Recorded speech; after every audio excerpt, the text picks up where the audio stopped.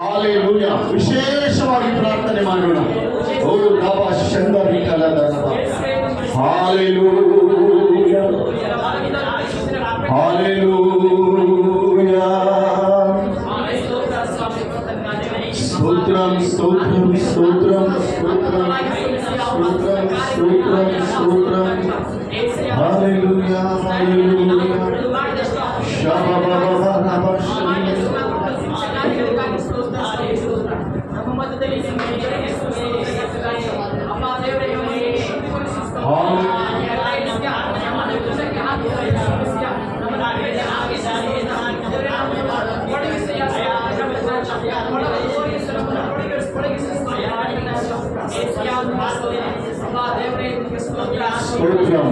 ಎಲ್ಲ ಕಾರ್ಯಗಳನ್ನು ಮಾಡಿಕೊಂಡು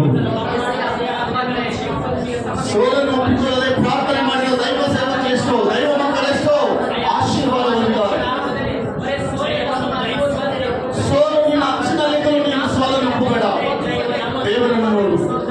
ಹಾಲೆಲೂಯಾ ಹಾಲೆಲೂಯಾ. ಸ್ತೋತ್ರಂ ಸ್ತೋತ್ರಂ ಸ್ತೋತ್ರಂ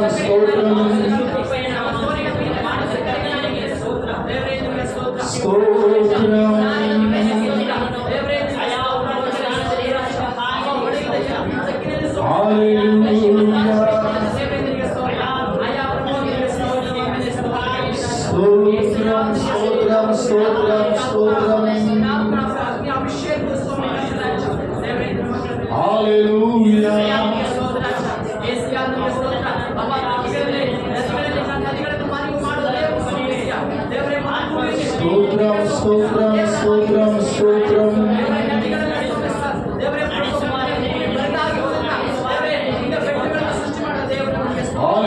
ಉಚ್ಚಿ ಬರಬೇಕು. ಈ ಕೊನೆಯ ದಿನದಲ್ಲಿ ಉಚ್ಚಿ ಬರಬೇಕು. ಕೊನೆಯ ದಿನದಲ್ಲಿ ಪ್ರಾರ್ಥಿಸುವ ಹೃದಯ ಬೇಕು. ಕೊನೆಯ ದಿನದಲ್ಲಿ ಭಾರವಾಗಿ ಪ್ರಾರ್ಥನೆ ಮಾಡುವ ಆತ್ಮಗಳು ಸಭೆಗಳಲ್ಲಿ ಎದ್ದೇಳಬೇಕು. ಉಜ್ಜೀವನ ಬರಬೇಕು. ಉಜ್ಜೀವನ ಕಲಿಯಬೇಕು. ಆತ್ಮದ ಶಕ್ತಿ ಹೊಂದಿ ಅನೇಕರು ಬಿಡಿಸಿಕೊಳ್ಳುವ ದಿನಗಳಾಗಿದ್ದಾವೆ. ಯಾರು ಮಂದರಾದರೆ ದೇವರ ಸನ್ನಿಧಿಯಲ್ಲಿ ಪ್ರಾರ್ಥನೆ ಮಾಡುವ ವ್ಯಕ್ತಿಗಳಾಗಿದ್ದರು ಮಾರ್ಪಡಿಸಲು. Hallelujah hallelujah hallelujah. ಸ್ತೋತ್ರಂ ಹಾಲೆಲೂಯಾ. ಸ್ತೋತ್ರಂ ಸ್ತೋತ್ರಂ ಸ್ತೋತ್ರಂ ಸ್ತೋತ್ರಂ ಹಾಲೆಲೂಯಾ.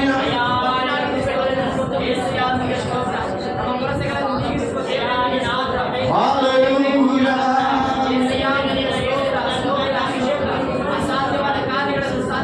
Hallelujah hallelujah. ಪರಿಶುದ್ಧರೇ ನಿನಗೆ ಸ್ತೋತ್ರ. ಎಲ್ಲರ ಆರಾಧನೆ ಮಾಡುವ, ಎಲ್ಲರ ಆರಾಧನೆ ಮಾಡುವ. ಹಾಲೆಲೂಯಾ. ಸ್ತೋತ್ರ ಸ್ತೋತ್ರ ನಿಜಪ್ಪ. ಎಲ್ಲ ಗಟ್ಟಿಯಾಗಲಿ, ನಿಮ್ಮ ಗಟ್ಟಿಯಾಗಲಿ.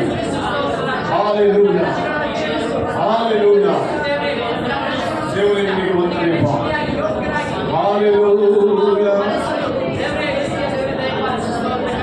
ಸ್ತೋತ್ರಂ ಸ್ತೋತ್ರಂ ಸ್ತೋತ್ರಂ ಹಾಲೆಲೂಯಾ. ಹಾಲೆಲೂಯಾ.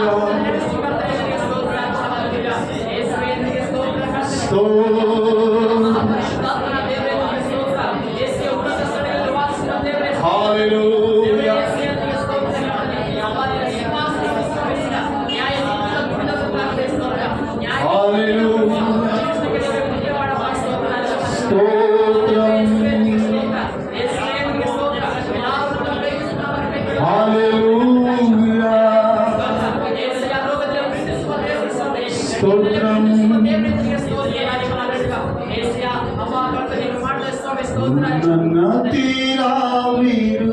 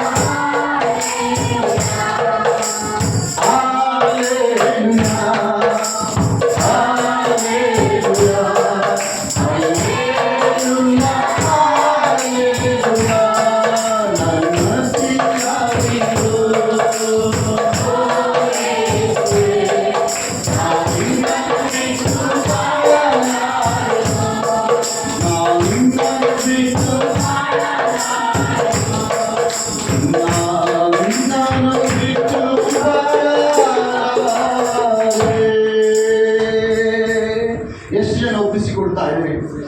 ಅಯ್ಯ, ನಾನು ನಿನ್ನನ್ನು ಬಿಟ್ಟು ಬಾಳಲಾಗಲ್ಲ ಪ್ರೇಮ. ನಾನು ನಿನ್ನನ್ನು ಬಿಟ್ಟು ಇರಲು ಆಗಲ್ಲ ಏಸಯ್ಯ.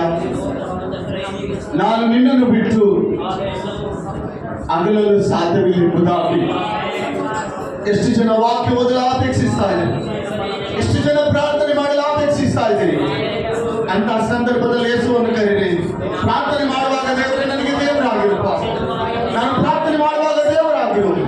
ನಿನ್ನ ವಾಕ್ಯ ಓದುವಾಗ ನೀನು ನನಗೆ ಗುರುವಾಗಿರು. ನೀನಲ್ಲದೆ ಗುರುಗಳಲ್ಲಿ ಯಾರು ಇಲ್ಲ, ನೀನಲ್ಲದೆ ನನಗೆ ಗುರು ಯಾರು ಇಲ್ಲ.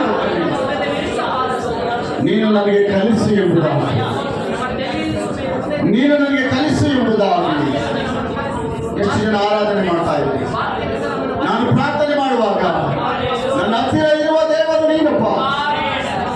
ನಾನು ಪ್ರಾರ್ಥಿಸುವಾಗ, ಮುಳುಗಲಾಗುವಾಗ ನನ್ನ ಪ್ರಾರ್ಥನೆಯನ್ನು ಕೇಳುವ ದೇವರು ನೀನು. ಪ್ರಾರ್ಥನೆ ಮಾಡಿ ಪ್ರೇರೆ, ಪ್ರಾರ್ಥನೆ ಮಾಡಿ ದೇವರ ಸನ್ನಿಧಿಯಲ್ಲಿ ಪ್ರಾರ್ಥನೆ ಮಾಡುವ ಜೀವನದಿಂದ ನಿಮ್ಮ ಬಾಯಿಗಳನ್ನು ತೆಗೆದು ನಿಮ್ಮ ಸ್ವರಗಳನ್ನೆತ್ತಿ ಪ್ರಾರ್ಥಿಸಲಿ. ಸ್ತೋತ್ರ ಸ್ತೋತ್ರ ಸ್ತೋತ್ರ ಸ್ತೋತ್ರ. ಪ್ರಾರ್ಥನೆ ಕಡಿಮೆ ಆಗಿದೆಯಾ? ಪ್ರಾರ್ಥನೆ ಜೀವಿತ ಕಡಿಮೆ ಆಗಿದೆಯಾ? ಸೋಲನ್ನಪ್ಪು ಬೇಡ, ಮತ್ತೆ ತಿರುಗಿ ಪ್ರಾರ್ಥನೆ ಮಾಡು. ಆತನು ನಿನ್ನ ಜೀವಿತದಲ್ಲಿ ಮಹತ್ವ ಕಾರ್ಯಗಳನ್ನು ಮಾಡಲು ಶಕ್ತನಾಗಿದ್ದಾನೆ. Hallelujah, hallelujah, hallelujah. నా స్తుతి పాత్రుడా నా యేసయ్యా, నా స్తుతి పాత్రుడా నా యేసయ్యా, నా ఆరాధనకు నీవే యోగ్యుడవయ్యా, నా ఆరాధనకు నీవే యోగ్యుడవయ్యా, నా స్తుతి పాత్రుడా నా యేసయ్యా, నా స్తుతి పాత్రుడా. ಯಾರು ಮೌನವಾಗಿರ್ಬೋದು? ಸರಳತೆ ದೇವರ ಆರಾಧನೆ ಮಾಡು. నా ಆರಾಧನಕು ನೀವೇ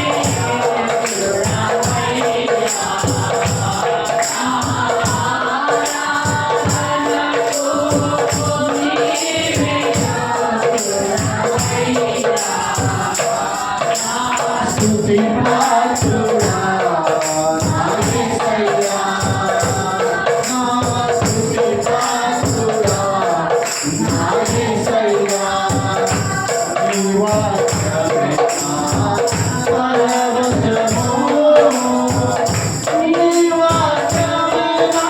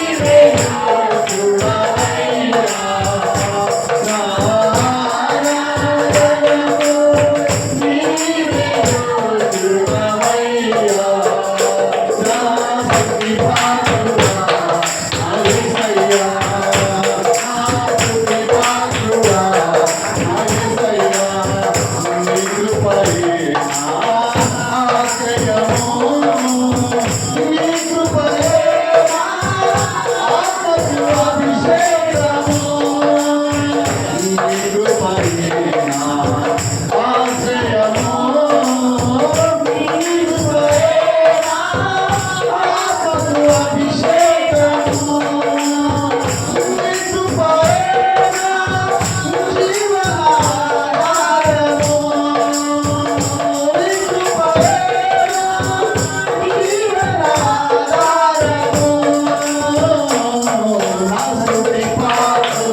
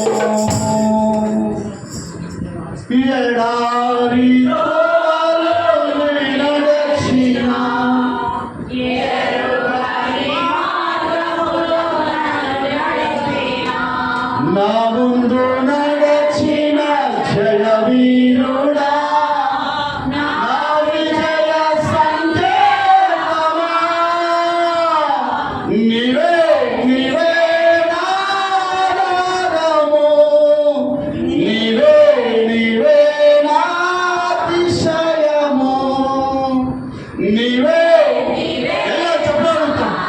ఎలా దేవుడి స్తోత్రములు.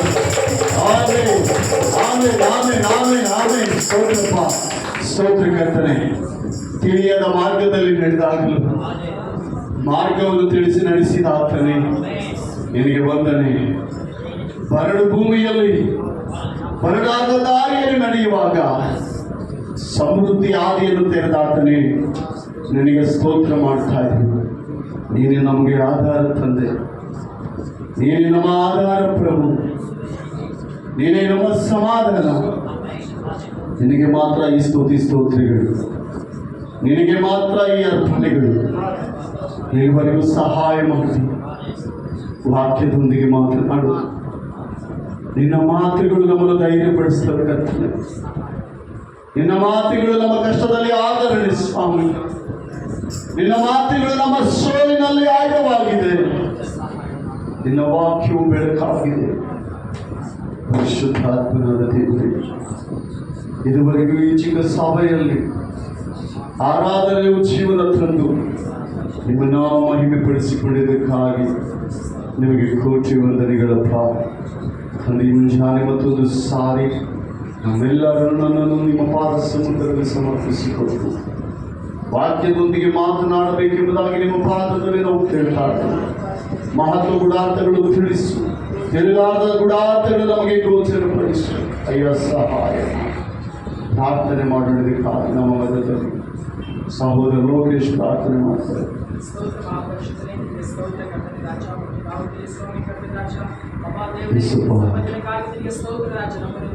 ಸ್ವಾಮಿ ಕರ್ತನೆ, ಅಪ್ಪ ನಿನ್ನ ಮಕ್ಕಳಾಗಿ ಸ್ವಾಮಿ ಕರ್ತನೆ ನಮ್ಮ ನೆನೆಸಿದ್ದೇವೆ. ಕಾಲದಲ್ಲಿ ಕೆಲಸ ಮಾಡಿ ಜೋಡಿದ್ರೆ ಸದಾ ಒಂದು ವಿಶ್ರಾಂತಿ ಪ್ರಕಾರವೇ ಕರ್ತನೆ ಕರುಣಿಸು, ದಯಾಳಿಸು ಸ್ವಾಮಿ ಶ್ರೀ ಕರ್ತನೆ ರಾಜ. ಅಪ್ಪ ನಿನ್ನ ಕಟಾಕ್ಷವು ನಿನ್ನ ಕರುಣೆಯ ದಯವಿರಲಿ ಸ್ತೋತ್ರ ರಾಜ. ಸತ್ಯ ಸ್ವರೂಪನ ಆತ್ಮ ಸ್ವರೂಪನ ದೇವರಿಗೆ ಸ್ತೋತ್ರ ಕರ್ತನೆ ರಾಜ. ಅಪ್ಪ ಕರ್ತನೆ ಒಂದು ಸ್ವಲ್ಪ ದಿನಕ್ಕಾಗಿ ನಿಮಗೆ ಸ್ತೋತ್ರ. ಅಪ್ಪ ದೇವರೇ, ಭದ್ರತ ಮಕ್ಕಳನ್ನು ಸುಮದೇವರ ಮುಟ್ಟು ಆಶ್ರಯಿಸು, ಬಲಪಡಿಸು ಸ್ತೋತ್ರ ಕರ್ತನೆ ರಾಜ.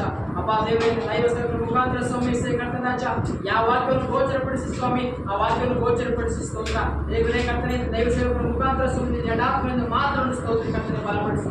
ದೇವರೇ, ನಡನತ್ತಿಂದ ಅಂಗಲವರೆಗೂ ಸುಮ್ಮನೆ ದೇವರೇ ಅಭಿಷೇಕಿಸು, ಆಶೀರ್ವದಿಸು, ಕಾಪಾಡು, ಬಲಪಡಿಸು ಸ್ತೋತ್ರ. ತಿಳಿದಾದ ವಾಕ್ಯಗಳನ್ನು ಸುಮ್ಮನೆ ಗೋಚರಪಡಿಸಿ ಸ್ತೋತ್ರ. ರಹಸ್ಯಗಳನ್ನು ಸುಮ್ಮನೆ ಶ್ರೀ ಪ್ರಭು ರಾಜ ಕರ್ತನೆ. ಅಪ್ಪ ನಮ್ಮ ಹತ್ರ ಈ ದಿನ ಸ್ವಾಮಿ ನಿನ್ನ ಚಿತ್ತ ಕರ್ತನೆ ಏನು ಮಾತಾಡ್ತಿ ಗೊತ್ತಿಲ್ಲ ಸ್ವಾಮಿ ಸ್ತೋತ್ರ ಶ್ರೀ ಕರ್ತನೆ. ನಿನ್ನ ವಾಕ್ಯದಿಂದ ನಮ್ಮನ್ನು ತುಂಬಿಸಪ್ಪ, ನಿನ್ನ ವಾಕ್ಯದಿಂದ ನಮ್ಮನ್ನು ಬಲಪಡಿಸು. ನಿನ್ನ ವಾಕ್ಯದಂತೆ ನಡೆದುಕೊಳ್ಳುವ ದೇವರ ಸಹಾಯ ಮಾಡು ಸ್ತೋತ್ರ. ಅಪ್ಪ ಧರ್ಮಶಾಸ್ತ್ರವನ್ನು ಕೈಗೊಂಡು ನಡೆಯುವರು ಅವನ ದನಿ ನಂಬುದಾಗಿ ಹೇಳ್ತದೆ ಅಪ್ಪ ಕರ್ತನ ರಾಜ. ಕರ್ತನೆ ನಿನ್ನ ವಾಕ್ಯದ ನಮ್ಮ ಜೀವಿತದಲ್ಲಿ ಕಟ್ಟಿಕೊಳ್ಳುವುದು ನಿನ್ನ ವಾಕ್ಯದಂತೆ ನಡೆದುಕೊಳ್ಳುವಂತೆ ಮತ್ತು ಭಾಗ್ಯವನ್ನು ಸೌಭಾಗ್ಯವನ್ನು ದೇವರ ದಯಪಾಲಿಸಿ ಬಲಪಡಿಸಿ ಸ್ತೋತ್ರ ಕರ್ತನ ರಾಜ. ಅಪ್ಪ ಆಧರಿಸು ನಡೆಸು ಕಾಪಾಡು ಸ್ತೋತ್ರ. ಈವರೆಗೆ ಕರ್ತನ ರಾಜ ನಡೆಸಿದ ದೇವರು ಇನ್ನು ಮುಂದೆ ನಡೆಸು ಕಾಪಾಡು. ಹಾಡಿನ ಭಾಗದಲ್ಲಿ ಆರಾಧನ ಭಾಗದಲ್ಲಿ ಸ್ವಾಮಿ ಏಸೆಯ ನಿನ್ನೆದ್ದು ಮಹಿಮೆ ಹೊಂದಿದಂತೆ ಸ್ವಾಮಿ ಕರ್ತನೆ ವಾಕ್ಯ ಭಾಗದಲ್ಲಿ ಏಸೆಯ ನಿನ್ನೆದ್ದು ನಡೆಸು ಮಹಿಮೆ ಬಲಪಡಿಸು. ಎಲ್ಲ ಸ್ವಾಮಿಸಿಯ ದುರಾತ್ಮ ಕಾರ್ಯ ಸೈತನ ಪ್ಲಾನ್ಗಳನ್ನು ಸ್ವಾಮಿ ಏಸು ನಾಮದಲ್ಲಿ ಗರ್ಜಿಸ್ತಾ ಇರೋದು ಸ್ತೋತ್ರ ರಾಜ. ಸೈತ ನಮ್ಮ ಕೆಡಕಲು ಸ್ವಾಮಿ ಬಿಟ್ಟು ಕೊನೆಗೆ ಹೋಗೇ ರಾಜ. ಕರ್ತನೆ ಮತ್ತು ಸ್ವಾಮಿ ಬಂದಿರುವಂತ ಮಕ್ಕಳನ್ನು ಆಶಿಸು ಸತ್ಯದ ಮತ್ತು ಕರ್ತನ ರಾಜ ಭಕ್ತಿದ ಸ್ವಾಮಿಸಿಯ ನಿನ್ನ ವಾಕ್ಯಗಳನ್ನು ಸ್ವೀಕರಿಸಿಕೊಳ್ಳುತ್ತೆ ದೇವರ ಸಹಾಯ ಮಾಡು. ನಿನ್ನ ವಾಕ್ಯಗಳು ನಮ್ಮ ಹೃದಯದಲ್ಲಿ ಆಳವಾಗಿ ಬೇರುವಂತೆ ಸಹಾಯ ಮಾಡು ಸ್ತೋತ್ರ. ವಾಕ್ಯವನ್ನು ನಮ್ಮ ಜೀವಿತದಲ್ಲಿ ಸರಿಪಡಿಸಿಕೊಳ್ಳುತ್ತೆ ದೇವರ ಸಹಾಯ ಮಾಡು. ಎಲ್ಲಿ ತಪ್ಪೋಗಿದೆ ನಾವು ಎಲ್ಲಿ ಬಿದ್ದೋಗಿದ್ದೀವಿ ಸ್ವಾಮಿಸಿಯ ಅಲ್ಲಿಂದ ನಮ್ಮನ್ನು ಸರಿಪಡಿಸು ದೇವರ. ನಮ್ಮನ್ನು ಕ್ಷಮಿಸಪ್ಪ. ವಾಕ್ಯದ ನಾವು ತಪ್ಪಾಗಿ ನಡೆದರೆ ನಮ್ಮನ್ನು ಕ್ಷಮಿಸು. ಸರಿಯಾದ ಮಾರ್ಗದಲ್ಲಿ ನಡೆಸಿ ಬಲಪಡಿಸು ಸ್ತೋತ್ರ ಕರ್ತನೆ. ಅಪ್ಪ ನಿನ್ನ ಆತ್ಮವನ್ನು ತುಂಬಿಸಿ ನಿನ್ನ ಆತ್ಮ ನಡೆಸು ಕರ್ತನೆ ಬಲಪಡಿಸಬೇಕು ಪ್ರಾರ್ಥನೆ. ಕರ್ತನೆ ಬಂದರು ಕುಟುಂಬ ಎಲ್ಲರೂ ಆಶಿಸು ಮತ್ತು ಕರ್ತನೆ ದೈವ ಸೇವಕರು ಆಶಿಸು ನಡೆಸಿ ಕಾಪಾಡಬೇಕೆಂದು ಪ್ರಾರ್ಥಿಸ್ತಾ ಯೇಸು ನಾಮದಲ್ಲಿ ಪ್ರಾರ್ಥಿಸಿ ಬೇಡುತ್ತೇನೆ ದೇವರೇ. Amen amen. ದಯಮಾಡಿ ಎಲ್ಲರೂ ಕೂತ್ಕೊಳ್ಳೋಣ. ದೇವರು ನಮ್ಮನ್ನು ಆಶೀರ್ವಾದ ಮಾಡಲಿ. Praise the lord. ಎಷ್ಟು ಜನ ಸಂತೋಷವಾಗಿದ್ದೀರಿ ಆರಾಧನೆಯಲ್ಲಿ ಪ್ರಿಯಾತ್ಮೀಯರು? Praise the lord. ಎಷ್ಟು ಜನ ಸಂತೋಷವಾಗ್ತೀರಿ? ನಾನು ನಿಮ್ಮನ್ನು ಕೇಳ್ತಾ ಇದ್ದೆ, ಸಂತೋಷದೋಡು ಮಾತ್ರ ಆರಾಧನೆಯಲ್ಲಿ ನಿಮಗೊಂದು ಸಂತೋಷ ಇತ್ತು ಎನ್ನುವುದು ಯಾರಾದರೂ ಇದ್ದಾರೆ? ಕೈಗೆತ್ತಿ ದೇವರ ಮಹಿಮೆಪಡಿಸೋಣ. ಹಾಗೆ ದೇವರಿಗೆ ಸ್ತೋತ್ರ. ಹಾಗೆ ಪ್ರಿಯ ನನ್ನ ಸಹೋದರ ಹಾಗೂ ನನ್ನ ಸಹೋದರಿ, ಈ ಸಮಯದಲ್ಲಿ ನಾವು ದೇವರ ವಾಕ್ಯವನ್ನು ಎಲ್ಲರೂ ಧ್ಯಾನ ಮಾಡೋಣ. ಈ ದಿನ ದೇವರು ನಮಗೆ ಕೊಡುವಂತಾತನ ವಾಗ್ದಾನಗಳು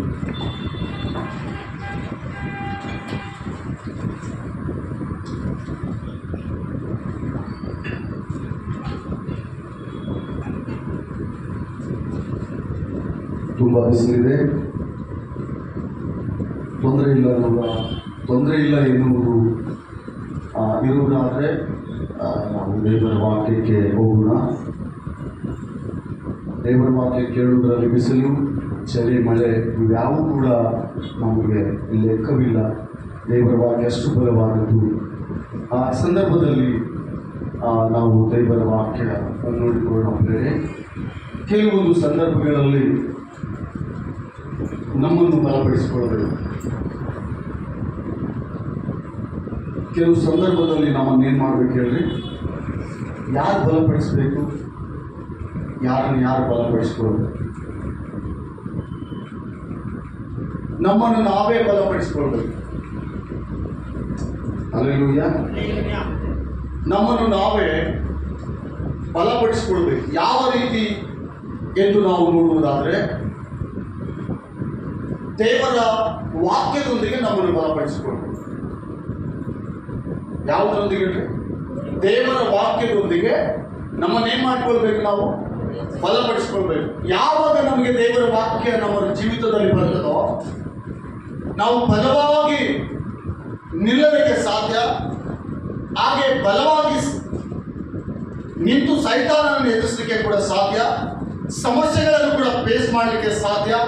ಹಲವಾರು ಸಮಸ್ಯೆಗಳಲ್ಲಿ ನಾವು ಬಳಲುತ್ತಿರುವಾಗ, ಆ ಸಮಸ್ಯೆಗೆ ನಮಗೆ ಪರಿಹಾರ ಇಲ್ಲವೆಂದು ನಾವು ಕಂಡಿಟ್ಟುಕೊಳ್ಳುವಾಗ, ಕರ್ತನ ಮಕ್ಕಳಾದ ನಾವು, ದೇವರ ಮಕ್ಕಳಾದ ನಾವು, ದೇವರ ವಾಕ್ಯ ಇರ್ತದೆ, ಓಹೋ ಈ ಕಷ್ಟಕ್ಕೆ ಈ ವಾಕ್ಯ ಇದೆ. ಆವತ್ತು ದೇವರ ವಾಕ್ಯ ನಾನು ಓದಿದ್ದೆ, ಆ ದಿನ ದೇವರ ವಾಕ್ಯ ನಾನು ಕೇಳಿದ್ದೆ. ಈ ಪ್ರಾಬ್ಲಮ್ಗೆ ಇಂಥ ವಾಕ್ಯ ಇದೆ, ಈ ಒಂದು ರೋಗಕ್ಕೆ ಇಂಥ ವಾಕ್ಯ ಇದೆ, ಈ ಒಂದು ಕಾರ್ಯಕ್ಕೆ ಇಂಥ ವಾಕ್ಯ ಇದೆ ಎಂದು ನಿನಗೆ ಗೊತ್ತಾದರೆ ನಿನಗೆ ಬಂದಿರುವ ಶ್ರಮೆ ನೀನು ಮಾಡಲಿಕ್ಕೆ ಸಾಧ್ಯ ಇಲ್ಲ. ಹಲ್ಲೆಲೂಯಾ. ಪ್ರತಿಯೊಂದು ಪ್ರಾಬ್ಲಮ್ಗೆ ದೇವರ ಸಮ್ಮುಖದಲ್ಲಿ ದೇವರ ವಾಕ್ಯ ಇದೆ. ಪ್ರತಿಯೊಂದು ವಿಷಯಕ್ಕೆ, ಪ್ರತಿ ವಿಷಯಕ್ಕೆ ದೇವರ ಸನ್ನಿಧಿಯಲ್ಲಿ ಏನಿದೆ? ಪರಿಹಾರ ಇದೆಯಾ ಇಲ್ವಾ? ಯಾವುದರಿಂದ ಪರಿಹಾರ ಇದೆ? ದೇವರ ವಾಕ್ಯದಿಂದ ಪರಿಹಾರ ಇದೆ. ನಾವು ದೇವರ ವಾಕ್ಯ ಕೇಳಿದ್ದು, ಪ್ರತಿ ವಾಕ್ಯಗಳು ನಮ್ಮ ಜೀವಿತದಲ್ಲಿ ಬಹಳ ಪ್ರಾಮುಖ್ಯ.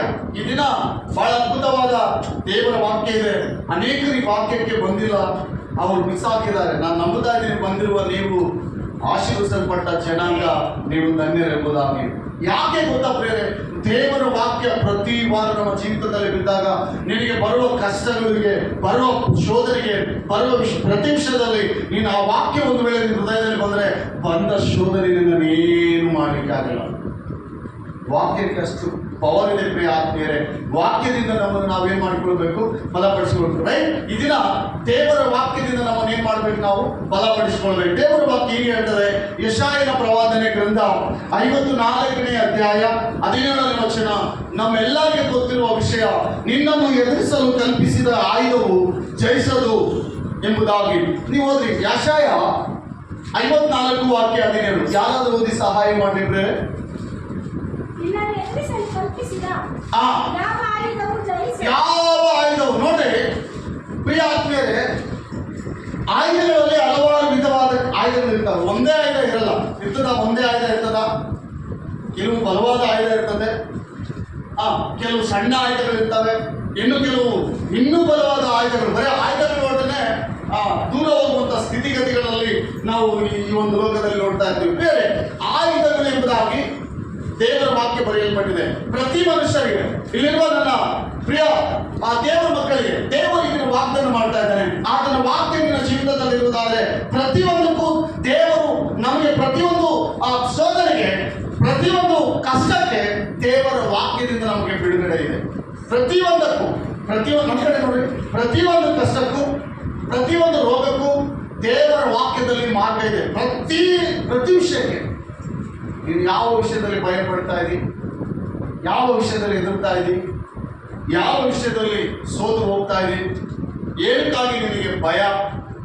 ಏನಕ್ಕಾಗಿ ನಿನ್ನ ಜೀವಿತದಲ್ಲಿ ಕಳವಳ? ಕೆಲವು ಸಾರಿ ಇಂಥ ಸ್ಥಿತಿಯಲ್ಲಿರುವಾಗ ಈ ವಾಕ್ಯ ನಿನಗೆ ಗೊತ್ತಿರಬೇಕು.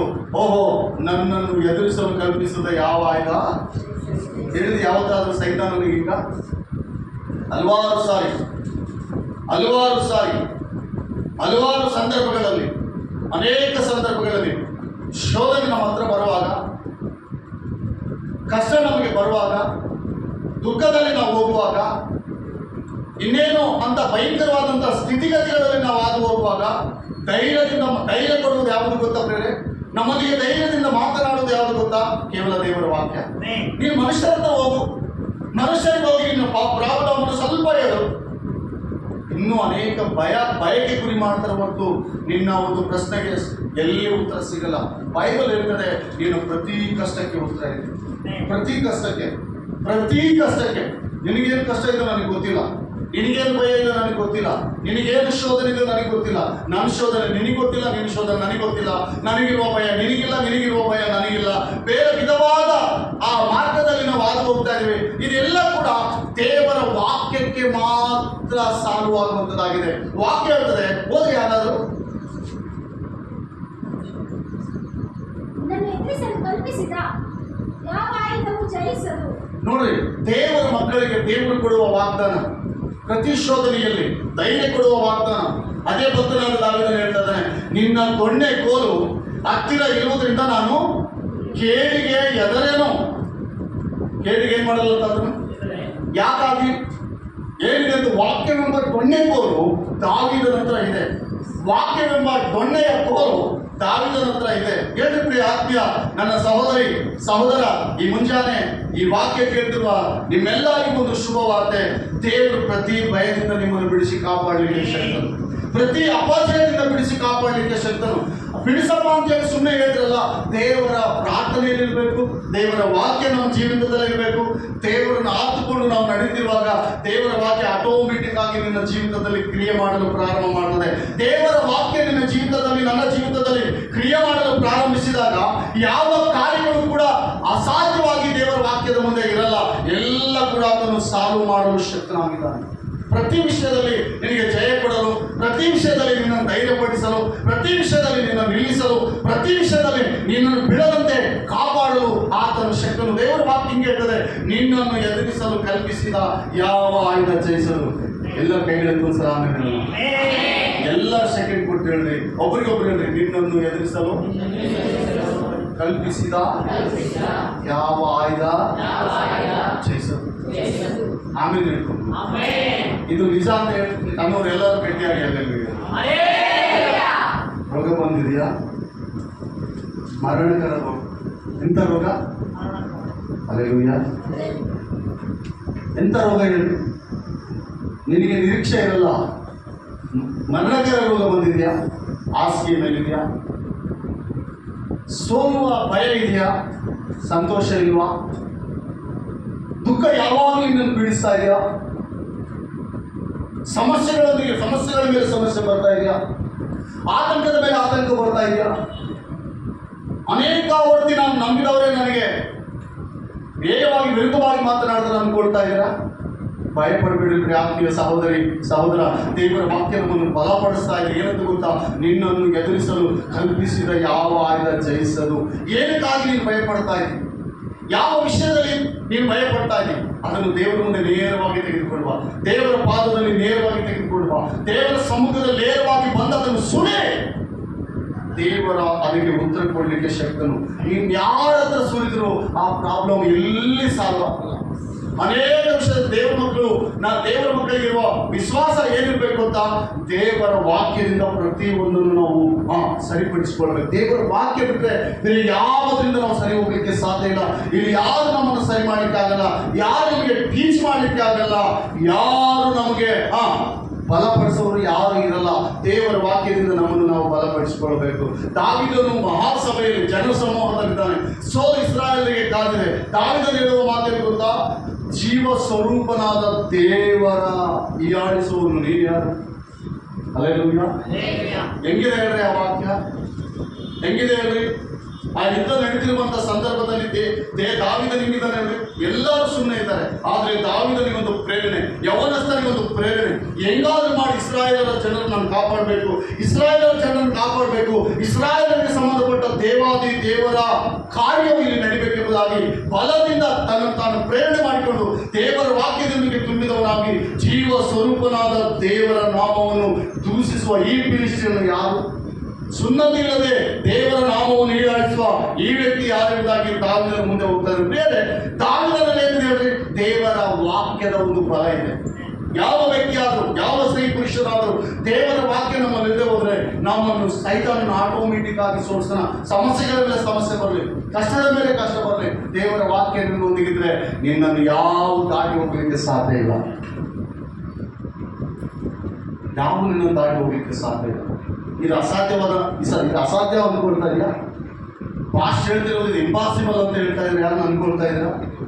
ಏನೋ ಕಷ್ಟ ಇದೆ, ಕ್ರಿಯಾರೂಪವಾಗಿ ಇಲ್ಲ ಅಂತ ಹೇಳ್ತಾ ಇದ್ದೀರಾ? ಕ್ರಿಯಾರೂಪ ತರಬೇಕಾಗಿದ್ದು ನೀನೇ. ನಾನು ಮೊದಲೇ ಹೇಳಿದೆ, ನಿನ್ನನ್ನು ನೀನು ಏನು ಮಾಡ್ಕೊಳ್ಬೇಕು? ಬಲಪಡಿಸ್ಕೊಳ್ಬೇಕು. ನಿನ್ನನ್ನು ನೀನು ಬಲಪಡಿಸ್ಕೊಳ್ಬೇಕು. ಭಕ್ತನಿಗೆ ಹೇಳ್ತಾ ಇದ್ದಾನೆ, ನನ್ನಲ್ಲಿರುವಾತನು ಎಲ್ಲದಕ್ಕೂ ಶಕ್ತನಂತ. ಭಕ್ತನಾದ ಪೌಲನು ಹೇಳ್ತಾನೆ, ನನ್ನಲ್ಲಿರುವಾತನು ಎಲ್ಲದಕ್ಕೂ ಶಕ್ತನು. ಪ್ರತಿ ಪ್ರಾಬ್ಲಮ್ಗೆ ದೇವರ ವಾಕ್ಯದೊಂದಿಗೆ ನಮಗೆ ಮಾರ್ಗ ಇದೆ ಹೊರತು ದೇವರ ವಾಕ್ಯ ಇಲ್ಲದೆ ಮಾರ್ಗ ಇಲ್ಲ.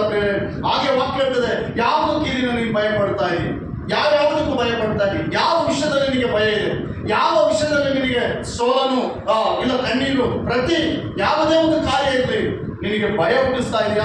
ಮೊಣಕಲಾಗಿ ದೇವರ ಮುಂದೆ ಸುನಾಯಸವಾಗಿ ಪ್ರಾರ್ಥನೆ ಮಾಡು. ದೇವಾ, ಈ ವಾಕ್ಯ ನನ್ನನ್ನು ಬೆದರಿಸ್ತಾ ಇದೆ, ಈ ವಾಕ್ಯ ನನ್ನನ್ನು ಆಳ್ತಾ ಇದೆ, ಈ ಒಂದು ಭಯ ನನ್ನನ್ನು ಆಳ್ತಾ ಇದೆ, ಈ ಒಂದು ಭಯ ನನ್ನನ್ನು ಎದುರಿಸ್ತಾ ಇದೆ. ಅದನ್ನು ಏನ್ ಮಾಡ್ಬೇಕು ನನಗೆ ಗೊತ್ತಾಗ್ತಾ ಇಲ್ಲ ಪ್ರಭಾ. ನೀನು ಪಾದ ಸಮ್ಮುಖದಲ್ಲಿ ಪ್ರಾರ್ಥನೆ ಮಾಡ್ತೀನಿ, ದಯಮಾಡಿ ಅದಕ್ಕೆ ಬಿಡುಗಡೆ ಕೊಡಿ ಎಂಬುದಾಗಿ ನೀನು ಪ್ರಾರ್ಥನೆ ಮಾಡುವುದಾದ್ರೆ ದೈವಿಕ ಸಮಾಧಾನದೊಂದಿಗೆ ಅದನ್ನು ಓಡಿಸಿ ದೇವರು ದೈವ ಸಮಾಧಾನದೊಂದಿಗೆ ನಿನ್ನನ್ನು ತುಂಬಿಸಲಿಕ್ಕೆ ಶಕ್ತನು. ದೈವ ಸಮಾಧಾನ ಅದು ಮತ್ತೆ ಬರಲ್ಲ. ದೇವರ ವಾಕ್ಯದೊಂದಿಗೆ ಯಾವುದು ಹೋಗಿರ್ತದೋ ಮತ್ತೆ ಬರಲ್ಲ. ದೇವರ ವಾಕ್ಯದೊಂದಿಗೆ ಯಾವ ಶೋಧನೆ ನಿನ್ನ ಮನೆ ದಾಟಿ ಹೋಗಿರ್ತದೋ ಅದು ಮತ್ತೆ ಬರಲ್ಲ. ಯಾಕೆ ಗೊತ್ತಾ? ಅದು ಆಲ್ರೆಡಿ ನಿನ್ನ ಮುಂದೆ ತಲೆಬಾಗಿ ಸೋಲನ್ನು ಒಪ್ಪಿಕೊಂಡು ಹೋಗಿರ್ತದೆ. ಆದ್ದರಿಂದ ನಾನು ನೀನು ದೇವರ ಮುಂದೆ ನಾವು ಜಯ ಹೊಂದಬೇಕಂದ್ರೆ ದೇವರ ಪಾದ ಸಮ್ಮುಖದಲ್ಲಿ ನನಗಿರುವ ಶೋಧನೆ, ನಮಗಿರುವ ಬಲಹೀನತೆ, ನಮಗಿರುವ ಪ್ರಾಬ್ಲಮು, ನಮಗಿರುವ ಸಮರ್ಥವು ಆತನ ಪಾದದ ಮುಂದೆ ಇಟ್ಟು ಅದು ಶಾಶ್ವತವಾಗಿ ಹೋಗುವಂತೆ ಮಾಡಲಿಕ್ಕೆ ಆತನ ಶಕ್ತನು. ನಾವೇ ಅದನ್ನು ಫೈಟ್ ಮಾಡಲಿಕ್ಕೆ ಹೋದ್ರೆ ನಾವು ಎಷ್ಟು ವರ್ಷ ಆದರೂ ಫೈಟ್ ಮಾಡಲಿಕ್ಕೆ ಆಗಲ್ಲ. ಅದರ ಮೇಲೆ ನಾವು ಜಯ ಹೊಂದಲ್ಲ. ಯಾಕಂದ್ರೆ ಸೈತಾನನು ನಮಗಿಂತಲೂ ಬಲಿಷ್ಠನು. ಹಲ್ಲೆಲೂಯಾ. ಸೈತಾನನು ಯಾರು ಹೇಳ್ರಿ? ನಮಗಿಂತಲೂ ಜ್ಞಾನಿ ಅವನು. ಎಲ್ಲ ವಾಕ್ಯ ಗೊತ್ತಿದೆ ಅವನಿಗೆ, ಎಲ್ಲ ವಾಕ್ಯ ಗೊತ್ತಿದೆ ಅವನಿಗೆ. ಆ ದೇವರನ್ನ ಆರಾಧನೆ ಮಾಡೋದು ಕೂಡ ಅವನಿಗೆ ಗೊತ್ತಂತ ಸೈತಾನ. ನಮಗಿಂತಲೂ ಅವನು ಬಂದರೆ ನಿನಗಿಂತಲೂ ಚೆನ್ನಾಗಿ ಆರಾಧನೆ ಮಾಡ್ತಾನೆ. ನೀನು 10 ವರ್ಷ ಬಂದು ಆರಾಧನೆ ಮಾಡ್ತಾ ದುಃಖದಿಂದ ಕಣ್ಣೀರಿಂದ, ಆದರೆ ಅವನು ನಿನಗಿಂತಲೂ ಚೆನ್ನಾಗಿ ಆರಾಧನೆ ಮಾಡೋದು ಸೈತಾನ. ಸೈತಾನನ ಓಡಿ ಹೋಗೋದು ಯಾವ್ದು ಗೊತ್ತಾ? ಹೇಳ್ರಿ ಬೇರೆ, ಸೈತಾನನ ಓಡಿ ಹೋಗೋದು ಯಾವುದಕ್ಕೆ ಹೇಳ್ರಿ? ದೇವರ ವಾಕ್ಯಕ್ಕೆ ಮಾತ್ರ. ನಿನಗೆ ಬಂದ ಪರಿಸ್ಥಿತಿ, ನಿನಗೆ ಬಂದ ಕಷ್ಟ, ಇವೆಲ್ಲ ಹೋಗುವುದು ದೇವರ ವಾಕ್ಯಕ್ಕೆ ನೆನಪಿರ್ಬೇಕು. ನೀವು ದೇವರ ವಾಕ್ಯ ಹುಡುಕ್ಬೇಕಷ್ಟೇ. ದೇವರ ವಾಕ್ಯ ಪ್ರತಿ ಪ್ರಾಬ್ಲಮ್ ಅಲ್ಲಿ, ಪ್ರತಿ ವಿಷಯದಲ್ಲಿ ದೇವರ ವಾಕ್ಯ ಹುಡುಕ್ಬೇಕು. ಪ್ರತಿ ಭಯದಲ್ಲಿ ದೇವರ ವಾಕ್ಯ ಹುಡುಕ್ಬೇಕು. ವಾಕ್ಯ ನಿನ್ನನ್ನು ಎದುರಿಸಲು ಕಲ್ಪಿಸಿದ ಅನೇಕರು ವಿರುದ್ಧವಾಗಿರ್ತಾರೆ. ಅನೇಕರು ವಿರುದ್ಧವಾಗಿ ನಡೀತಾರೆ. ನಮ್ಗೆ ಗೊತ್ತಾಗಲ್ಲ, ಏನೋ ಮಾಡ್ಬೇಕಂತ ನೋಡ್ತಾ ಇರ್ತಾರೆ. ದೇವರ ಮಕ್ಕಳಿಗೆ ಒಂದು ಕಣ್ಣು, ಸೈತಾನನು ಆ ರೀತಿ ಜನರನ್ನು, ಅಧಿಕಾರಿಗಳನ್ನು ಅನೇಕರು ಪ್ರೇರಣೆ ಮಾಡ್ತಾ ಇರ್ತಾನೆ ದೇವರ ಮಕ್ಕಳನ್ನು ಏನಾದರೂ ಮಾಡಬೇಕೆಂಬುದಾಗಿ. ಆದರೆ ಭಯವಿಲ್ಲದೆ ಪರಿಶುದ್ಧ ಆತ್ಮದಿಂದ ನೀನು ಪ್ರತಿದಿನ ಪ್ರಾರ್ಥನೆ ಮಾಡಬೇಕು. ಏನಂತ ಗೊತ್ತಾ ಪ್ರಭಾ, ಈ ದಿನ ನನ್ನ ಧೈರ್ಯವಾಗಿ ನೀನು ನಡೆಸು. ಇದನ್ನೇನು ಮಾಡೋಣ ನಾನು? ಹಲ್ಲೆಲೂಯಾ. ಏನು ಮಾಡಬೇಕ್ರೆ? ಧೈರ್ಯವಾಗಿ ನೀನು ನಡೆಸು. ಈಗ ಹೇಳ್ರಿ, ದೇವರ ವಾಕ್ಯ ನಿನ್ನಲ್ಲಿದ್ದರೆ ನೀನು ಬಲ ಹೊಂದುತ್ತಿ. ದೇವರ ವಾಕ್ಯ ನಿನ್ನ ಜೀವಿತದಲ್ಲಿದ್ದರೆ ನಿನಗೆ ಒಳ್ಳೆ ಉತ್ತಮವಾದ ಬಲ ಇರ್ತದೆ. ನಿನ್ನ ಬಲದ ಮೇಲೆ ನೀನು ಆಧಾರ ಪಡಿಬೇಡ, ನಿನ್ನ ಜ್ಞಾನದ ಮೇಲೆ ಆಧಾರ ಪಡಿಬೇಡ. ಯಾವ ವಿಷಯದಲ್ಲಿ ನೀನು ನನಗೆ ಬಲ ಇದೆ, ಜ್ಞಾನ ಇದೆ ಎಂದು ಧೈರ್ಯವಾಗಿರ್ತೀಯೋ ಅದೇ ವಿಷಯ ನಿನ್ನನ್ನು ಮತ್ತೆ ತಿರುಗಿ ಎದುರಿಸಲಿಕ್ಕೆ ಪ್ರಾರಂಭವಾಗ್ತದೆ. ಆದರೆ ದೇವರ ವಾಕ್ಯ ಬಹಳ ಪ್ರಾಮುಖ್ಯ. ಅದಕ್ಕೆ ಭಕ್ತನಾದ ದಾವಿದನು ಹೇಳ್ತಾನೆ, ನಿನ್ನ ವಾಕ್ಯವು ನನ್ನ ದಾರಿಗೆ ದೀಪವು, ನಿನ್ನ ವಾಕ್ಯವು ನನ್ನ ದಾರಿಗೆ ಬೆಳಕು. ಬೆಳಕಿನಾಗ ನಾವು ಬೆಳೀಲಿಕ್ಕೆ ಸಾಧ್ಯ ಇಲ್ಲ. ದೀಪದ ಬುಡದಲ್ಲಿ ನಾವು ಇರುವಾಗ ಕತ್ತಲು ಅದನ್ನು ಎದುರಿಸಲಿಕ್ಕೆ ಆಗಲ್ಲ. ಬೆಳಕೆ ಪ್ರೇರೆ. ಆದ್ದರಿಂದ ದೇವರ ವಾಕ್ಯ ಬಹಳ ಅತಿಯಾಗಿ ನಾವು ಅದನ್ನು ಸ್ಮರಿಸಬೇಕು, ಧ್ಯಾನಿಸಬೇಕು. ಆಗಲೇ ನಮಗೆ ಒಂದು ಜಯ. ನೆಕ್ಸ್ಟ್ ವಾಕ್ಯ ನಾವೆಲ್ಲರೂ ಸೇರಿ ಓದಿಕೊಳ್ಳೋಬ್ರೆ. ಧರ್ಮೋಪದೇಶ ಕಾಂಡ 28 ವಾಕ್ಯ 7. ಧರ್ಮೋಪದೇಶ ಕಾಂಡ 28 ವಾಕ್ಯ 7.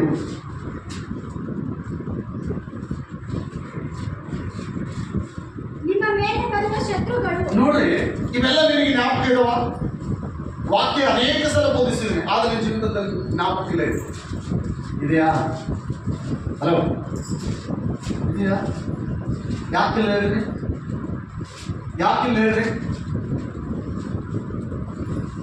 ಈ ವಾಕ್ಯ ನಮ್ಮಲ್ಲಿಲ್ಲ, ಅನೇಕರಿಲ್ಲ.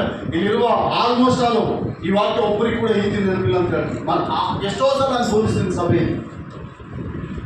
ಗಮನಿಸಿ, ನನ್ನ ಕಡೆ ನೋಡ್ರಿ, ಎಷ್ಟೋ ಸಲ ಸಭೆಯಲ್ಲಿ ಬೋಧಿಸಿದ್ದೀನಿ ನಾನು. ಎಷ್ಟೋ ಸಲ ದೇವರ ವಾಕ್ಯ ನಿಮ್ಮೊಂದಿಗೆ ಮಾತನಾಡಿದೆ.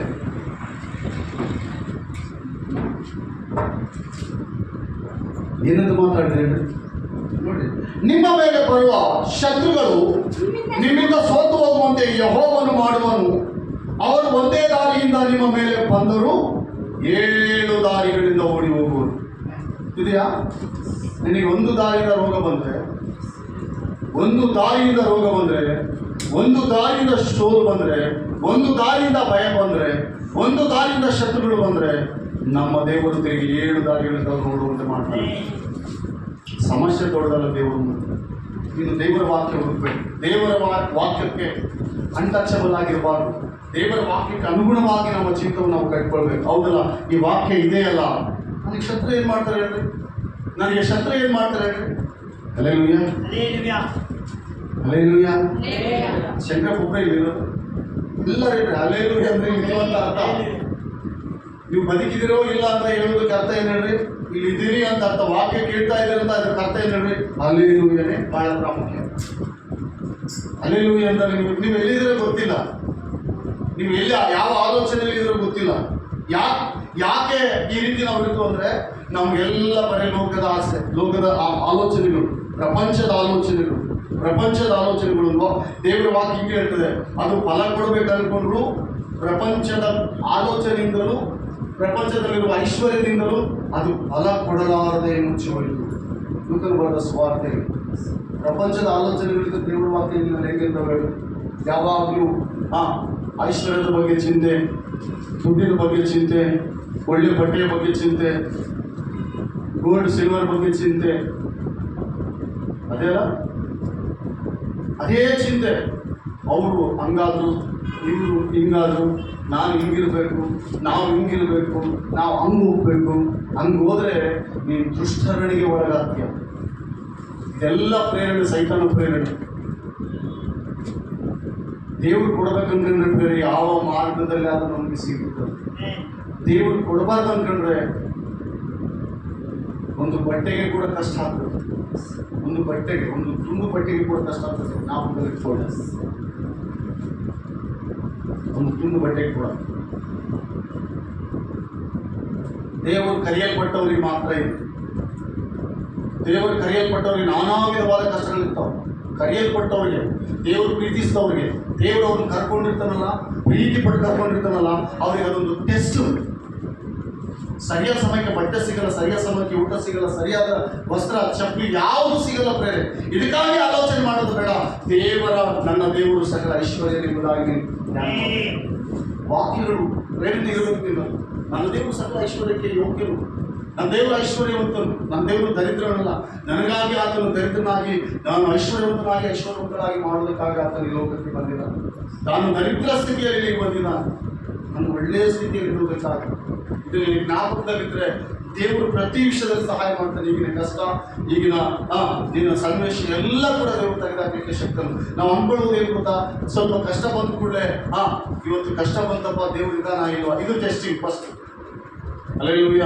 ಏನ್ ಹೇಳ್ರಿ, ಕಷ್ಟ ಬಂತಂದ್ರೆ ದೇವ್ರ ವಿಧಾನ ಇಲ್ವಪ್ಪ, ದೇವ್ರು ಇರ್ಬೋದಾ ಇಲ್ವಾ, ಏನಾದ್ರು ಲಾಸ್ ನಷ್ಟ ಆಗ್ಬಿಟ್ರೆ ದೇವ್ರ ವಿಧಾನ ಇಲ್ವಾ, ನಾನು ಪ್ರಾರ್ಥನೆ ಮಾಡ್ತಾ ಇದ್ದೀನಿ, ಎದಕ್ಕೆ ನಷ್ಟ ಆಯಿತು, ಎದಕ್ಕೆ ನಷ್ಟ ಆಯಿತು, ಎದಕ್ಕೆ ಹಿಂಗಾಯಿತು, ಎದಕ್ಕೆ ಹಿಂಗೋಯ್ತು, ಎದಕ್ಕೆ ಹಿಂಗಾಯಿತು, ಅದೇನು ಚಿಂತೆ ಮಾಡಬೇಡ.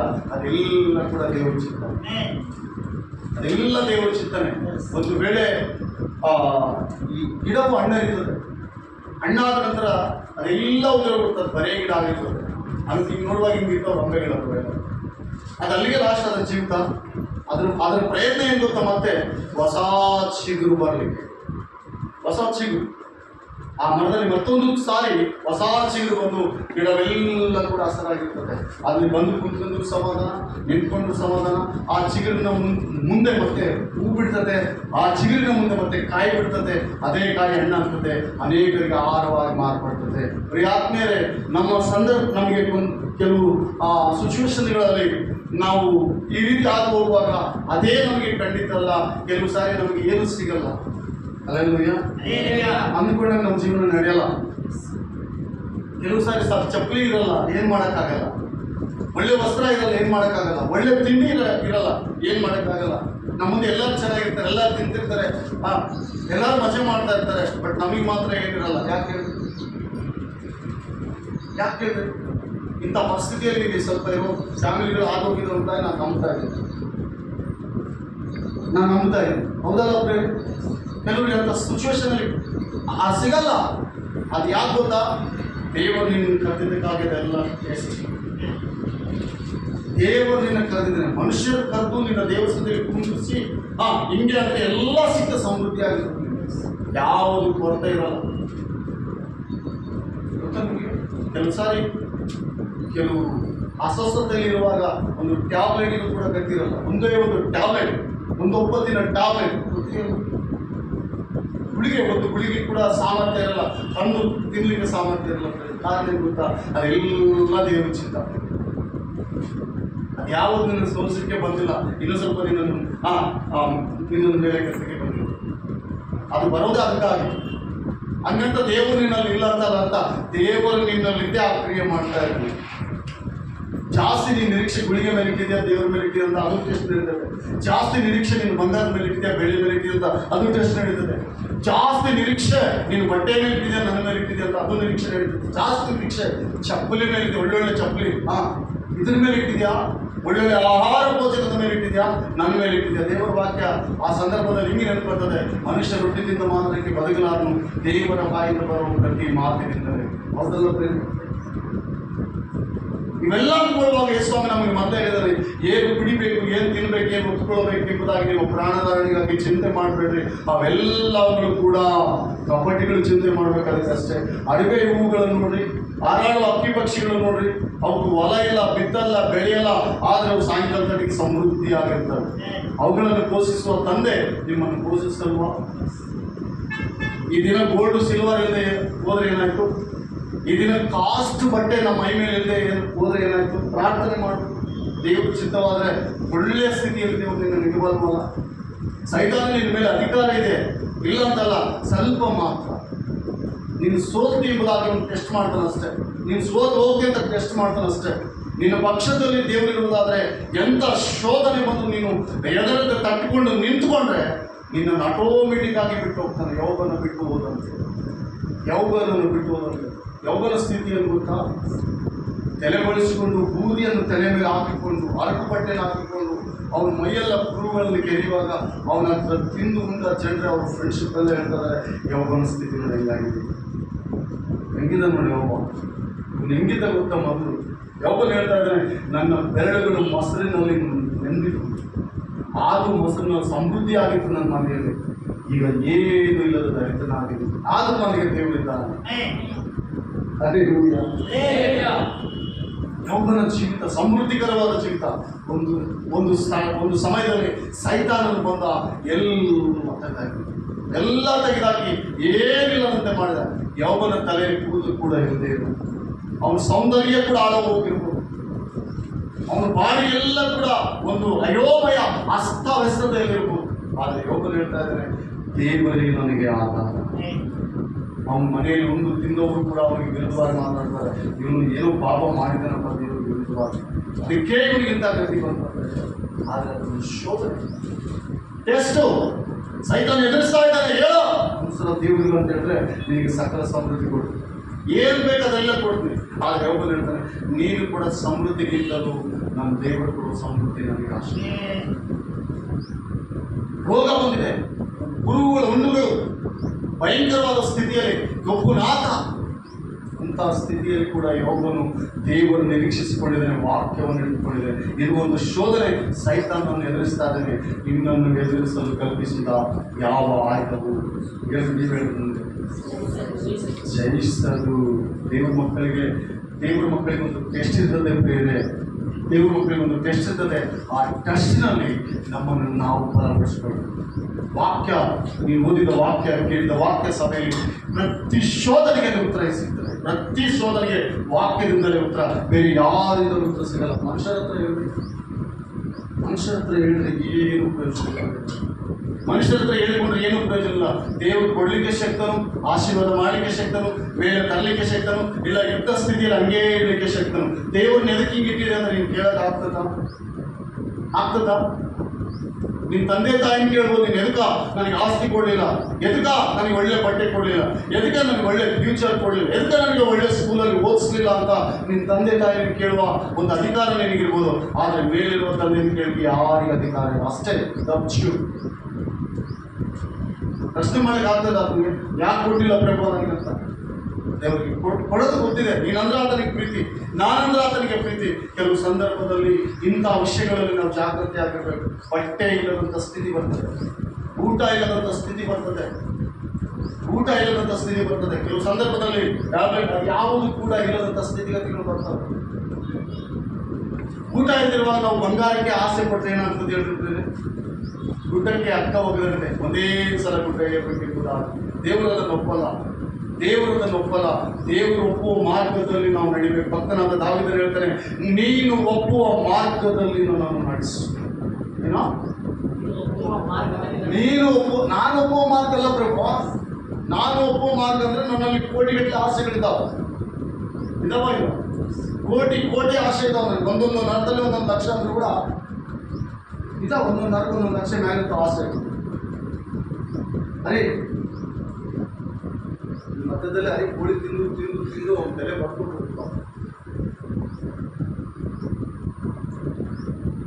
ಒಂದೊಂದು ನರಕ್ಕೆ 1 ಲಕ್ಷ ಆಸೆಗಳಿದ್ದಾವೆ. ಹೌದಲ್ಲ ಪ್ರೇಮ? ಇದಲ್ಲ ಇಲ್ಲ ಒಂದೊಂದು ನರಕ. ಈಗ ಬಿಗಿಡ್ ನೋಡಿದ್ರೆ ನರಗಳು, ಈಗ ನೋಡಿದ್ರೆ ನರಕ, ಒಂದೊಂದು ನರಕ 1 ಲಕ್ಷ. ಈ ಬಳ್ಳಿಗೆ 5 ಮೇಲ್ ನರಗಳಿದ್ದಾವೆ. ಈ ಕೈಗೆ 5 ಮೇಲ್ ನರ, ಆಮೇಲೆ 1 ಎಟ್ಟು ನರ. ಇವರು 5 ಮಂದಿ ಸಣ್ಣವರು. ಈ 5 ಮಂದಿಗೆ 1 ಲಕ್ಷ ಇದ್ರೆ ಮತ್ತೆ ಎಂಟಿಗೆ ಎಷ್ಟು ಇರ್ತವೆ? ಅವನಿಗೆ ಒಂದು 5 ಲಕ್ಷ ಇರ್ತವೆ. ಆಸೆ. ಹಲ್ಲೆಲೂಯಾ. ನಾವು ಒಪ್ಪಬಾರ್ದು. ಭಕ್ತನಾದ ದಾವೀದನು ಹೇಳ್ತಾ ಇದ್ದಾನೆ, ನೀನು ಒಪ್ಪುವ ಮಾರ್ಗದಲ್ಲಿ ನನ್ನನ್ನು ನಡೆಸು. ನೀನು ಒಪ್ಪಬೇಕು ನನ್ನ ಮಾರ್ಗ ಸರಿ ಇದೆಯಲ್ಲ ಅಂತ ನೀನು ತಿಳ್ಕೋಬೇಕು. ನನಗೆ ನೀನು ಬೋಧನೆ ಮಾಡ್ಬೇಕು, ನೀನು ಟೀಚ್ ಮಾಡ್ಬೇಕು, ನನಗೆ ನೀನು ನನ್ನನ್ನು ಇಂಪ್ರೂವ್ಮೆಂಟ್ ಮಾಡ್ಬೇಕು. ನೀನು ಮಾಡಿದವರು ನನ್ನ ಸೋಲನ್ನು ಸೇರಿಬಿಡು. ಹಲ್ಲೆಲೂಯಾ. ನೋಡ್ರಿ ಆ ವಾಕ್ಯ ಹೆಂಗೆ ಹೇಳ್ತೀನಿ ನೋಡಿ. ನಿಮ್ಮ ಮೇಲೆ ಬರುವ ಶತ್ರುಗಳು ನಿಮ್ಮಿಂದ ಸೋತು ನೋಡಿ ಹೋಗುತ್ತಾರೆ. ನೋಡಿ ಒಂದು ಜ್ಞಾಪಕದಲ್ಲಿ ಇಟ್ಕೊಳ್ರಿ, ಇಲ್ಲಿರುವ ದೇವರ ಸಭೆ ಮಕ್ಕಳೇ, ಜ್ಞಾಪಕದಲ್ಲಿ ಇಟ್ಕೊಳ್ರಿ. ನಿಮಗೆ ಬರುವ ಬಾಧೆ, ಹಿಂಸೆ, ನಿಂದೆ, ಕಷ್ಟ, ಕರುವು, ಕಣ್ಣೀರು, ಇವೆಲ್ಲ ವಿಷಯದಲ್ಲಿ ಇವೆಲ್ಲವೂ ನಿನ್ನನ್ನು ದಾಟಿ ಹೋಗಲ್ಲ. ಚಪ್ಪಳ ಹೊಡೆದು ದೇವರು ಅಧಿಕಾರನೇ ಇಲ್ಲ, ನಿನ್ನ ದಾಟಿ ಹೋಗ್ಲಿಕ್ಕೆ ಅಧಿಕಾರ ಇಲ್ಲ. ನಿನ್ನ ಮುಂದೆ ಸೋಲು ಒಪ್ಕೊಂಡೆ ವಾಪಸ್ ಹೋಗ್ಬೇಕು. ನಿನ್ನ ಮುಂದೆ ಸೋಲು ಒಪ್ಪಿಕೊಂಡು ನಿನಗೆ ಗುಡ್ ಬಾಯ್ ಹೇಳುತ್ತಾವು. ಗುಡ್ ಬಾಯ್, ಮತ್ತೆ ಗುಡ್ ಬಾಯ್ ಅಂದರೆ ಬಾಯ್ ಅಂದರೆ ಬೇರೆ, ಗುಡ್ ಬಾಯ್ ಅಂದರೆ ಎಂಡಿಂಗ್ ಲಾಸ್ಟ್ ಇನ್ನು ಬರಲ್ಲ ಅಂತ ಅರ್ಥ. ಹಲ್ಲೆಲೂಯಾ. ಸೋಲು ದೇವರು ನಿನ್ನನ್ನು ಸೋಲಿಸಕ್ಕೆ ಬಿಡಲ್ಲ. ಎಷ್ಟೇ ಜನ ಶತ್ರು, ಪರಿಸ್ಥಿತಿ ಭಯಂಕರವಾಗಿರಲಿ ಅಂದರೆ ನಿನ್ನ ಒಂದೊಂದು ಹೆಜ್ಜೆ ಬೆಂಕಿ ಮೇಲೆ ನಡೆದಂತೆ, ಬೆಂಕಿಯ ಮೇಲೆ ನಡೆದಂತೆ, ಬೆಂಕಿಯ ಮೇಲೆ ಇಟ್ಟಂತೆ ಇರಲಿ. ಒಂದೊಂದು ಹೆಜ್ಜೆಗೆ ಕೂಡ ಇಕ್ಕಟ್ಟು, ಒಂದೊಂದು ದಿನ ಕೂಡ ಇಕ್ಕಟ್ಟು, ಒಂದೊಂದು ಗಂಟೆ ಕೂಡ ಇಕ್ಕಟ್ಟು. ಡೋಂಟ್ ವೆರಿ, ದೇವರು ನಿನ್ನ ಆಶ್ರಯಕ್ಕೆ ಶಕ್ತನಾಗಿದ್ದಾರೆ. ದೇವರು ಕರೆದವರಿಗೆ ಮಾತ್ರ ಇಂಥ ಶೋಧನೆ. ಹಲ್ಲೆಲೂಯಾ. ದೇವರು ಕರೆದವರಿಗೆ ಮಾತ್ರ ಇಂಥ ಶೋಧನೆ. ದೇವರು ಕರೆದವರಿಗೆ ಮಾತ್ರ ಆ ಶೋಧನೆಗಳು. ಒಂದೊಂದು ಸಣ್ಣ ವಿಷಯಕ್ಕೆ ಕೂಡ ಅವರಿಗೆ ಆತಂಕ ಇರ್ತದೆ. ಸಣ್ಣ ವಿಷಯಕ್ಕೆ ಕೂಡ ಆತಂಕ ಇರ್ತದೆ. ಹೌದಾ ಇಲ್ಲ ಪ್ರಿಯ? ಆತಂಕ ಇರ್ತದೆ. ಆತಂಕದ ಮುಂದೆ ಆತಂಕವಿದೆ ಅಂತೇಳಿ ನಾವು ವಿಚಾರಬಾರ್ದು. ಆ ದೇವರ ಆತಂಕವನ್ನು ತೊಲಗಿಸಲಿಕ್ಕೆ ಆತನು ಶಕ್ತನು. ಪ್ರಿಯ ಆತ್ಮೀಯ ಸಹೋದರಿ ಸಹೋದರ, ಕೀರ್ತನೆ 18 ವಾಕ್ಯ 2. ಕೀರ್ತನೆ 18 ವಾಕ್ಯ 2.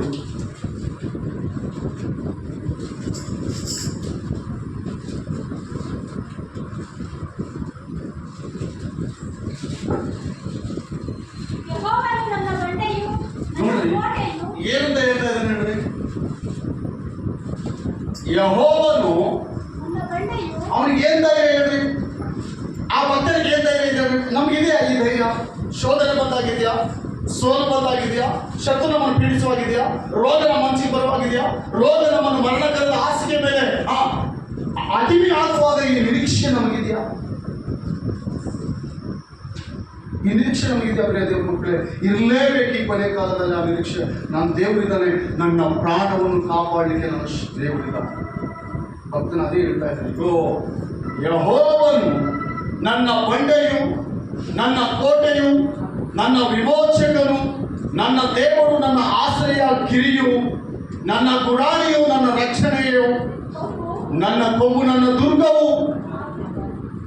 ಎಷ್ಟು ಏನು ಹೇಳ್ತಾರೆ ಈ ವಾಕ್ಯ ಎಷ್ಟು ಜನರಲ್ಲಿದೆ? ಯಾರಿಗೂ ಗೊತ್ತಿಲ್ಲ. ವಾರ ಬರ್ತಾ ಇದ್ದೀವಿ, ಆದರೆ ವಾಕ್ಯ ಮಾತ್ರ ನಾವು ಜ್ಞಾನಿಸ್ತಾ ಇಲ್ಲ. ಗೊತ್ತಿದ್ದು ಮಾತ್ರಕ್ಕೆಲ್ಲ ಪ್ರಿಯ ಆತ್ಮೀಯ ಸಹೋದರ ಎಲ್ಲರೂ ಒಂದ್ಸಲ ಅಲ್ಲಿ ಹೇಳ್ತೀವಿ. ನಮ್ಮ ಜೀವಿತದಲ್ಲಿ ನೆನಪಿರ್ಬೇಕು. ಕಷ್ಟ ಬಂದಾಗ ಹಿಂಗೆ ಹೇಳ್ಬೇಕು, ಯೆಹೋವನು ನನಗೆ ಹೇಳಿ ಬಂಡೆಯು. ಹೇಳ್ತೀರಾ? ಯಾವುದೋ ಹೇಳ್ಬೇಕಿದ್ರು. ಶೋಧನೆ ಬಂದಾಗ, ನಿನಗೆ ಬಡತನ ಬಂದಾಗ, ಸಿರಿತನ ಬಂದಾಗ ಎಲ್ಲ ಸಂತೋಷವಾಗಿರೋದಲ್ಲ. ಸಿರಿತನ ಏನು ಗೊತ್ತಾ? ಬಂಡೆಯ ಮೇಲೆ ಮಳೆ ಸುರಿದಂತೆ. ನಾವು ಕಲಿತ್ಕೊಂಡು ಸಿರಿತನ ಅಂಬೋದು ಹೇಳ್ರಿ, ಬಂಡೆಯ ಮೇಲೆ ಮಳೆ ಸುರಿದಂತೆ. ಬಂದು ಮಳೆ ಬಂದರೆ ಆ ಬಂಡೆ ಆಗಿ ಹೋಗ್ತದೆ. ನೆಕ್ಸ್ಟ್ ಮತ್ತೆ ಯಾವ ಬರಲ್ಲ. ಅದಕ್ಕೆ ನಾವು ಅಡೆಕ್ಟ್ ಆಗಬಾರ್ದು. ಸಿರಿತನಕ್ಕೆ ಯಾವತ್ತೂ ಯಾರು ಅಡೆಕ್ಟ್ ಆಗಬೇಡಿ. ದೇವರು ಯಾವ ಸ್ಥಿತಿಯಲ್ಲಿ ನಿಮ್ಮನ್ನು ಇರ್ತಾನೋ ಆ ಸ್ಥಿತಿಯಲ್ಲಿ ಯಾರು ಹಂಗಿದ್ದಾರೆ ಅಂತ ನೀವು ಅವರಿಗೆ ಕಂಪೇರ್ ಮಾಡಿಕೊಂಡು ಅದೇ ಜೀವಿತ ನೀವು ಅನುಭವಿಸ್ಕೊಳ್ಬೇಡಿ. ಅದು ದೊಡ್ಡ ರಾಂಗ್. ಎಲ್ಲಿ ಯಾರು ಸೆಟ್ ಆಗ್ತದೆ ಗೊತ್ತಿಲ್ಲ, ಎಲ್ಲಿ ಗೊತ್ತಿಲ್ಲ. ದೇವರು ಈ ದಿನ ನನಗೆ ಏನು ಸ್ಥಿತಿ, ನನಗೆ ಎಂಥ ಸ್ಥಿತಿಯಲ್ಲಿಲ್ಲ, ಅವರೆಲ್ಲ ಚೆನ್ನಾಗಿರಲಿ. ಒಂದು ಕ್ವಿಂಟಲ್ ಬಂಗಾರ ಹಾಕಿಕೊಳ್ಳಿ, ಏನು ತೊಂದರೆ ಇಲ್ಲ.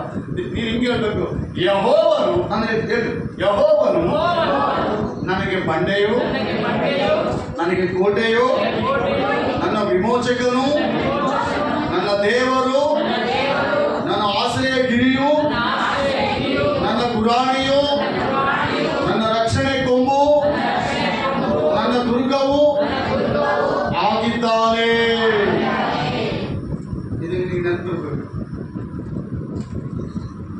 ದುರ್ಗ ಅಂದ್ರೆ ಏನು? ದುರ್ಗ ಅಂದ್ರೆ ಏನು? ನಮ್ಮ ಮನೆ ಪಕ್ಕದ ಸರಣ ದುರ್ಗಮ್ಮ ಅಂತ ಮಾಲವನ್ನ ಹೇಳ್ಬಿಟ್ಟು ಆ ದುರ್ಗಮ್ಮ. ದುರ್ಗ ಅಂದ್ರೆ ನೋಡಿದ್ವಿ, ಎಲ್ಲಾದ್ರೂ ರಾಜರ ಅರಮನೆಗಳು ನೋಡಿದ್ವಿ, ಆ ಕೋಟೆ. ಶತ್ರು ಅದನ್ನು ದಾಟ್ಲಿಕ್ಕೆ ಆಗಲ್ಲ, ಅದರಲ್ಲಿ ಸೀಕ್ರೆಟ್ ಇರ್ತದೆ. ಯಾವ ಭಾಗದಿಂದ ಶತ್ರು ಬಂದ್ರು ಇನ್ನೊಂದು ಭಾಗದಿಂದ ಇವರು ಹೊಡ್ಲಿಕ್ಕೆ ಬೇರೆ ಮಾರ್ಗ ಇರ್ತದೆ. ಶತ್ರುಗೆ ಅದು ಗೊತ್ತಾಗಲ್ಲ. ಸೀಕ್ರೆಟ್ ವೇ, ಅದು ಸೀಕ್ರೆಟ್ ಮಾರ್ಗ ಅಷ್ಟೇ. ಕಾಲದಲ್ಲಿ ಅದೇ ಹೇಳ್ತಾ ಇದ್ದಾರೆ, ಶತ್ರು ಏನ್ ಬಂದ್ರು, ಕೊರತೆ ಏನ್ ಬಂದ್ರು, ನಾನು ಯಾವಾಗ ಹೆಂಗಿರ್ಬೇಕು ನನಗೆ ಗೊತ್ತು. ಇನ್ನೊಂದು ಮಾತು ಹೇಳ್ತಾ ಇದ್ದಾನೆ ಭಕ್ತನು, ಆ ಮಾತು ನನಗೆ ಬಹಳ ಇಷ್ಟ. ಬಡತನದಲ್ಲಿ ನಾನು ಬಡವನಾಗಿರಲು ಬಲ್ಲೆನು, ಐಶ್ವರ್ಯವಂತನಾಗಿರಲು ಬಲ್ಲೆನು, ಅದರ ಗುಟ್ಟನ್ನು ನಾನು ತಿಳಿದಿದ್ದೇನೆ ಅಂತ ಹೇಳ್ತಾರೆ. ಅಂದ್ರೆ ಇವನು ಬಡತನ ಬಂದಾಗ ಹೆಂಗಿರ್ಬೇಕು, ಸಿರಿತನ ಬಂದಾಗ ಹೆಂಗಿರ್ಬೇಕು ದೇವರಿಗೆ ಗೊತ್ತು. ಭಯ ಪಡಲ್ಲ ಇವನು. ಬಿರುಗಾಳಿ ಬಂದ್ರೆ ಭಯ ಪಡಲ್ಲ, ಹಡಗು ನಿಂತು ಹೋದ್ರೆ ಭಯ ಪಡಲ್ಲ, ಗಾಳಿ ನಿಂತು ಹೋದ್ರೆ ಭಯ ಪಡಲ್ಲ, ಮಧ್ಯರಾತ್ರಿಯಲ್ಲಿ ಏನಾದ್ರೂ ಆದ್ರೂ ಭಯ ಪಡಲ್ಲ. ಯಾಕಂದ್ರೆ ದೇವರು ಇವನ ಪಕ್ಷದಲ್ಲಿದ್ದಾನೆ. ಭಕ್ತರಿಗೆ ಇರಬೇಕಾದ ಗುಣಲಕ್ಷಣಗಳೇನು ಗೊತ್ತಾ? ದೇವರು ನನ್ನೊಂದಿಗಿದ್ದಾನೆ, ನನಗೆ ಭಯ ಇಲ್ಲ. ದೇವರು ನನ್ನ ಪಕ್ಷದಲ್ಲಿದ್ದಾನೆ, ನನಗೆ ಸೋಲಿಲ್ಲ. ಸೋಲಿಗೆ ನನಗೆ ಕಂಡಂತೆ ಸೋಲು ನನ್ನನ್ನು ಹತ್ತಿಕೊಂಡಿರ್ಬೋದು, ಒಂದು ಪ್ಯಾಚರಾಗಿ ಪ್ಯಾಚ್ ಆಗ್ತಲ್ಲ, ಅದು ಹತ್ಕೊಂಡು ಜಲ್ಲಿ ಬಿಡಲ್ಲ, ಹಂಗೇ ಇರ್ಬೋದು. ಆದರೆ ಅದು ಶಾಶ್ವತವಾಗಿ ಅಲ್ಲ, ಅದು ಕಣ್ಮರೆಯಾಗುತ್ತದೆ ದೇವರ ಮುಂದೆ ನೀವು ಸಮರ್ಪಣೆ ಮಾಡುವಾಗ. ಭಕ್ತರು ಇಷ್ಟು ಮಾತು ದೇವರು ಈ ರೀತಿ ವರ್ಣಿಸ್ತಾ ಇದ್ದೇನೆ. ನನ್ನ ಬಂಡೆಯು ನನ್ನ ಕೋಟೆಯು ನೋಡಿ ಎಷ್ಟು ಯಾವ ರೀತಿ ಹೊರಡಿಸ್ತಾ ಇದ್ದಾರೆ. ಮೂರು ಯೆಹೋವನಿಗೆ ಸ್ತೋತ್ರ, ಯೆಹೋವನ ಸ್ತೋತ್ರಕ್ಕೆ ಅರ್ಹನು, ಯೆಹೋವನ ಸ್ತೋತ್ರಕ್ಕೆ ಅರ್ಹನು, ಆತನಿಗೆ ನಾನು ಮೊರೆಯಿಡಲು, ಆತನಿಗೆ ನಾನು ಮೊರೆ ಇಡಲು, ಆತನು ನನ್ನನ್ನು ಶತ್ರುಗಳಿಂದ ರಕ್ಷಿಸುತ್ತಾನೆ. ಅಬ್ಬೋ ಏನ್ ಮಾಡ್ತಾನಂತ ಶತ್ರುಗಳಿಂದ ಹಲ್ಲೆಲೂಯಾ. ಈ ವಾಕ್ಯ ಪ್ರತಿಯೊಬ್ಬರಲ್ಲಿ ಕೊಡಬೇಕಂತ ನನ್ನ ಆಸೆ. ದೇವ್ರು ಏನ್ ಮಾಡ್ತಾರಂತ? ಶತ್ರು ಏನ್ ಮಾಡ್ತಾನೆ ಹೇಳ್ರಿ, ಯಾವಾಗಲೂ ಏನೋ ಒಂದು ಹಾನಿ ಮಾಡ್ಬೇಕಂತಲೇ ಇರ್ತಾನೆ. ಒಟ್ಟು ನೀನು ಕಾಣ್ಬಾರ್ದು ಅವನ ಕಣ್ಣಿಗೆ. ನೀನು ಕಂಡ್ರು ಕೂಡ ಅವನ ಮುಂದೆ ಏನಿಲ್ಲದವನಾಗಿ ಜೀವ ಕಾಣ್ತಾನೆ. ಇದು ಶತ್ರು ಆಸೆ. ಇಲ್ಲದೆ ಹೋದ್ರೆ ನೀನು ಈ ಭೂಮಿ ಮೇಲೆನೇ ಇರಬಾರ್ದು. ಅದು ಶತ್ರು ಆಸೆ. ಇಲ್ಲ ಏನೋ ಒಂದು ರೋಗ ತಂದಾಗ್ಬೇಕು, ಏನೋ ಒಂದು ಮಾಟ ಮಾಡಿಸ್ಬೇಕು, ಏನೋ ಒಂದು ಕುಯ್ತು ಮಾಡ್ಬೇಕು, ಕಿತಾಪತಿ ಮಾಡ್ತಾನೆ ಇರ್ತಾನೆ. ಆದರೆ ದೇವರ ವಾಕ್ಯ ಹೇಳ್ತದೆ, ನನ್ನ ಶತ್ರುಗಳಿಂದ ರಕ್ಷಿಸುತ್ತಾರೆ. ಯಾರಿಂದ? ಯಾರಿಂದ? ಇದಾರೆ ನಿಮ್ಗೆ ಶತ್ರು? ಕಂಪಲ್ಸರಿ. ಭಯಪಡ್ಬೇಕು. ಶತ್ರುಗಳ ಮೇಲೆ ನಾವು ರಿವೆಂಜ್ ಇದು ಏನು ಮುಯ್ಯ ತೀರಿಸುವುದಕ್ಕಾಗಿ ದೇವರು ಹೊಡಿತಿಲ್ಲ. ಸೈಲೆಂಟ್ ಆಗಿರಷ್ಟು, ಸೈಲೆಂಟ್ ಆಗಿರೋ ಕಾರ್ಯ ನಡೀತದೆ. ಆ ಕಾರ್ಯಕ್ಕೆ ಅಂತ ಇರಲ್ಲ, ಸ್ಟಾಪ್ ಆಗಲ್ಲ. ಮತ್ತೆ ನೀನೇ ಪ್ರಭಾ ಸ್ಟಾಪ್ ಮಾಡಿ ಸಾಕು ಅಂತ. ಹಲೋ ಹೇಳ್ತೀರಿ ನೋಡಿ, ರಿವೆಂಜ್ ನಿಂದಲ್ಲ, ಮುಯ್ಯ ತೀರಿಸುವ ಕೆಲಸ ನಿಂದಲ್ಲ. ದೇವರಿಗೆ ಸಮರ್ಪಣೆ ಮಾಡು. ದೇವರೇ ಕಾರ್ಯ ನಿನಗೆ ಒಪ್ಪಿಸ್ತಾ ಇದ್ದೀನಿ, ನೀನು ಕಾರ್ಯ ಮಾಡೋದು ಒಪ್ಪಿಸಿ ಸೈಲೆಂಟ್ ಆಗಿರು. ಮತ್ತೆ ನೀನೇ ಪ್ರಾರ್ಥನೆ ಮಾಡೋದು, ದೇವಾ ಸಾಕು ನಿಲ್ಲಿಸಪ್ಪ, ಸಾಕು ನಿಲ್ಲಿಸು. ಎಲ್ಲಿವರೆಗೂ ಯೆಹೋಶುವನ ಮೋಶನ ದೇವರು ಬಲಪಡಿಸಿದ್ರು ಗೊತ್ತಾ? ಸೂರ್ಯ ಅಸ್ತಮಿಸುವವರೆಗೂ ಯುದ್ಧ ಮಾಡಿದ್ರು. ಸೂರ್ಯ ಅಸ್ತಮಿಸುವವರೆಗೂ ಯುದ್ಧ ಮಾಡ್ತಾ ಇದ್ದಾರೆ ಶತ್ರುಗಳು. ಯುದ್ಧ ಮಾಡ್ತಾ ಇದ್ದಾರೆ. ಆ ಕಡೆ ಶತ್ರುಗಳೆಲ್ಲ ಸೋತು ಹೋಗ್ತಾ ಇದ್ದಾರೆ. ಸೂರ್ಯ ಅಸ್ತಮಿಸ್ತಾ ಇದ್ದಾನೆ, ಸೂರ್ಯ ಕಾಂತಿ ಕಣ್ಮರೆ ಆಗ್ತಾ ಇದ್ದಾನೆ. ಆದರೆ ಇಸ್ರಾಯೇಲರಿಗೆ ಮಾತ್ರ ಒಳ್ಳೆ ಹೋಪ್ಸಿದೆ. ಏನು ಗೊತ್ತಾ? ನಾವು ಇನ್ನೂ ಯುದ್ಧ ಮಾಡಬೇಕು. ಅವಶ್ಯವಾಗಿ ಸೂರ್ಯಚಂದ್ರ ನೀನು ಸ್ಟಾಪ್ ಆಗಲಿ, ಮತ್ತು ಮುಂದೆ ಕತ್ತಾಕಡ. ಈ ಶತ್ರುಗಳು ಒಬ್ಬರು ಕೂಡ ನಮ್ಮ ಕಣ್ಣಿಗೆ ಮುಂದೆ ಕಾಣುವವರೆಗೂ ಈಗ ಅಸ್ತಮಿಸಬಾರ್ದು. ಅಲ್ಲೇ ಸ್ಟಾಪ್ ಅಂತ ಹೇಳಿ ಪ್ರಾರ್ಥನೆ ಮಾಡಿದ್ರೆ, ಆ ಪ್ರಾರ್ಥನೆಗೆ ಸೂರ್ಯಚಂದ್ರ ಓಕೆ ಅಂತ ಹೇಳಿದರೆ ಯುದ್ಧ ನಡೀತಾ ಇದೆ. ಇಸ್ರಾಯೇಲರಿಗೆ ಶತ್ರುಗಳು ಒಬ್ಬರು ಕಾಣ್ತಾ ಇದ್ದಾರೆ. ನೀನು ಪ್ರಾರ್ಥನೆ ಮಾಡಿ ಶತ್ರುಗಳಿಗೆ ಮುಯ್ಯ ತೀರಿಸು, ಸಾಕಪ್ಪ ಅನ್ನುವರಿಗೆ ದೇವರು ಯುದ್ಧ ಸ್ಟಾಪ್ ಮಾಡೋದು. ಇದು ನೀನು ನೆನಪಿನಲ್ಲಿರ್ಬೇಕು. ನೀನೇ ಸ್ಟಾಪ್ ಮಾಡಿಸ್ಬೇಕಿಂತ ದೇವರಿಗೆ ಹೇಳಿ. ಮತ್ತೆ ಅಲ್ಲಿವರೆಗೆ ನಡೀತೈತೆ ಶತ್ರುಗಳಿಗೆ. ಒಂದ್ಸಲ ಶತ್ರು ದೇವ್ರ ಕೈಗೆ ಒಪ್ಪಿಸಿಕೊಟ್ಟು ನೋಡೋಣ.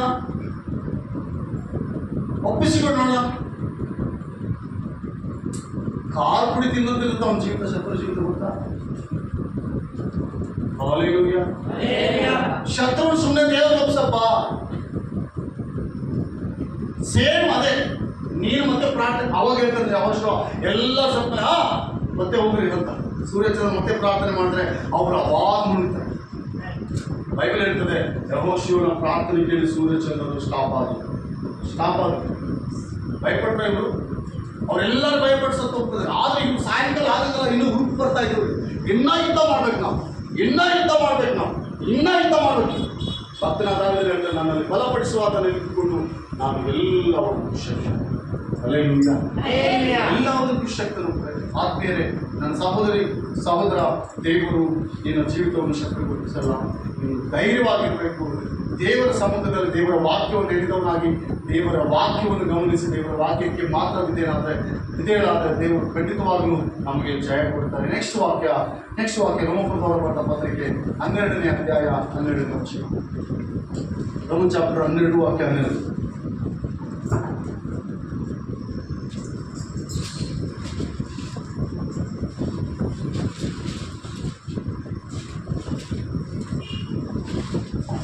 ಓದ್ರಿ 12 ವಾಕ್ಯ 12. ದೇವರು ನಮ್ಮೆಲ್ಲರನ್ನು ಆಶೀರ್ವಾದ ಮಾಡಲಿ. ಕ್ರೈಸ್ತವರು ನಿರೀಕ್ಷಿಸುವ ಮಹಾಪದವಿಯನ್ನು ನೆನೆಸಿ ಉಲ್ಲಾಸವಾಗಿದೆ. ಏನಾಗಿ ಇದು ಬೇಡ ನಮಗೆ. ನೆಕ್ಸ್ಟ್ ವಾಕ್ಯ ಇದೆ ನೋಡಮ್ಮ. ಏನೋ ಉಪದ್ರವದಲ್ಲಿ ಸೈರಣೆಯುಳ್ಳವರಾಗಿರಿ. ಹೆಂಗಿರ್ಬೇಕಂತ ನಾವು ಉಪದ್ರವ್ಯ ಒಂದು ಕಡೆ ಕೆಂಪು ಸಮುದ್ರ ಬಳಿಯಲ್ಲಿ ಶತ್ರುಗಳಿದ್ದಾರೆ. ಇಸ್ರಾಯೇಲ್ ಬರಬೇಕು, ದಾಟಿಸಬೇಕೆಂಬ ದೇವರ ಉದ್ದೇಶ ಇದೆ. ಮೋಶ ನೆನಪಿಗೆ ಮಾಡಿಕೊಂಡು ಮೋಶ ನಾಯಕನಾಗಿ ದೇವರು ಇಟ್ಟಿದ್ದಾರೆ. ಅವ್ರು ಬರಬೇಕು. ನೀವ್ಯಾರು ವಾಕ್ಯ ಕೇಳ್ತಾ ಇಲ್ವಾ? ನನ್ನ ಕಡೆ ನೋಡಿ, ಆಸಕ್ತಿ ಇದೆಯಲ್ಲ ಕೇಳಲಿಕ್ಕೆ. ಕೇಳಿಗೊಳಿಸೋಲ್ಲ ನಿಮ್ಮನ್ನು ದೇವರು. ಸೈತಾನ ದೇವ್ರು ಕೇಳಂತ ಹೇಳಿದ್ರೆ ನೀವು ಕೇಳ್ತಾ ಇಲ್ಲ. ಸೈತಾನ ಮೆಲ್ಲಗೆ ಹಿಂಗೆ ಅಂತ ಸಾಕಲ್ಲ. ಇನ್ನೇನು ಕೇಳ್ತೀವಿ? ಕೇಳಿದಷ್ಟು ಬಲವಂತೀವಿ. ಬಲವಂತಬಾರದು. ಒಂದು ಕಡೆ ಭಯಂಕರವಾದ ಸ್ಥಿತಿ, ಅವ್ರಿಗೆ ಉಪದ್ರವ. ಆದರೆ ದೇವರ ವಾಕ್ಯ ಇರ್ತದೆ, ನೀನು ಕಷ್ಟ ಬಂದಾಗಲೂ ಬಹಳ ತಾಳ್ಮೆ ಉಳ್ಳವನಾಗಿ ವಾಕ್ಯ ಇರ್ತದೆ. ಉಪದ್ರವಗಳಲ್ಲಿಯೂ ಸೈರಣಿ ಉಳ್ಳವರಾಗಿರಿ, ಬೇಸರವಿಲ್ಲದೆ ಪ್ರಾರ್ಥಿಸಿರಿ. ದೇವಜನರಿಗೋಸ್ಕರ ಬೇಡ ಅದು ಬೇಡ.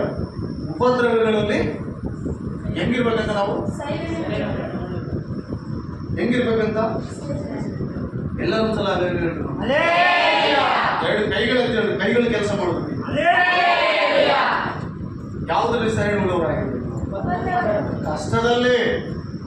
ಕಷ್ಟದಲ್ಲಿ ಬೇರೆ ಕಷ್ಟದಲ್ಲಿ ತಾಳ್ಮೆಯಿಂದ ಇರಬೇಕು.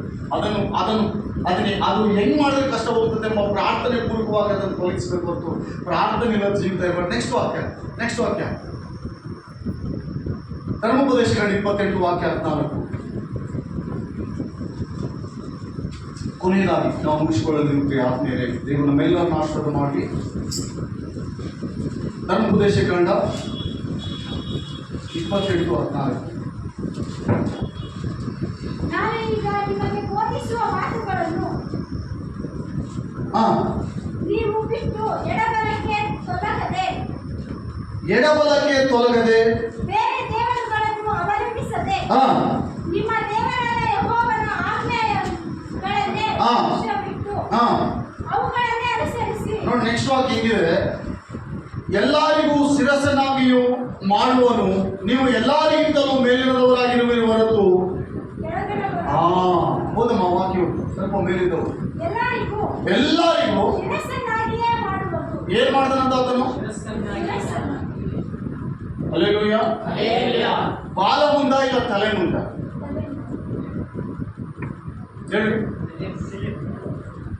ತಲೆ ಮೇಲಿರ್ತದ, ಕಾಲ್ ಮೇಲಿರ್ತಾವ, ತಲೆ ಮೇಲಿರ್ತಾವ. ತಲೆ ಮೇಲಿರ್ತದೆ.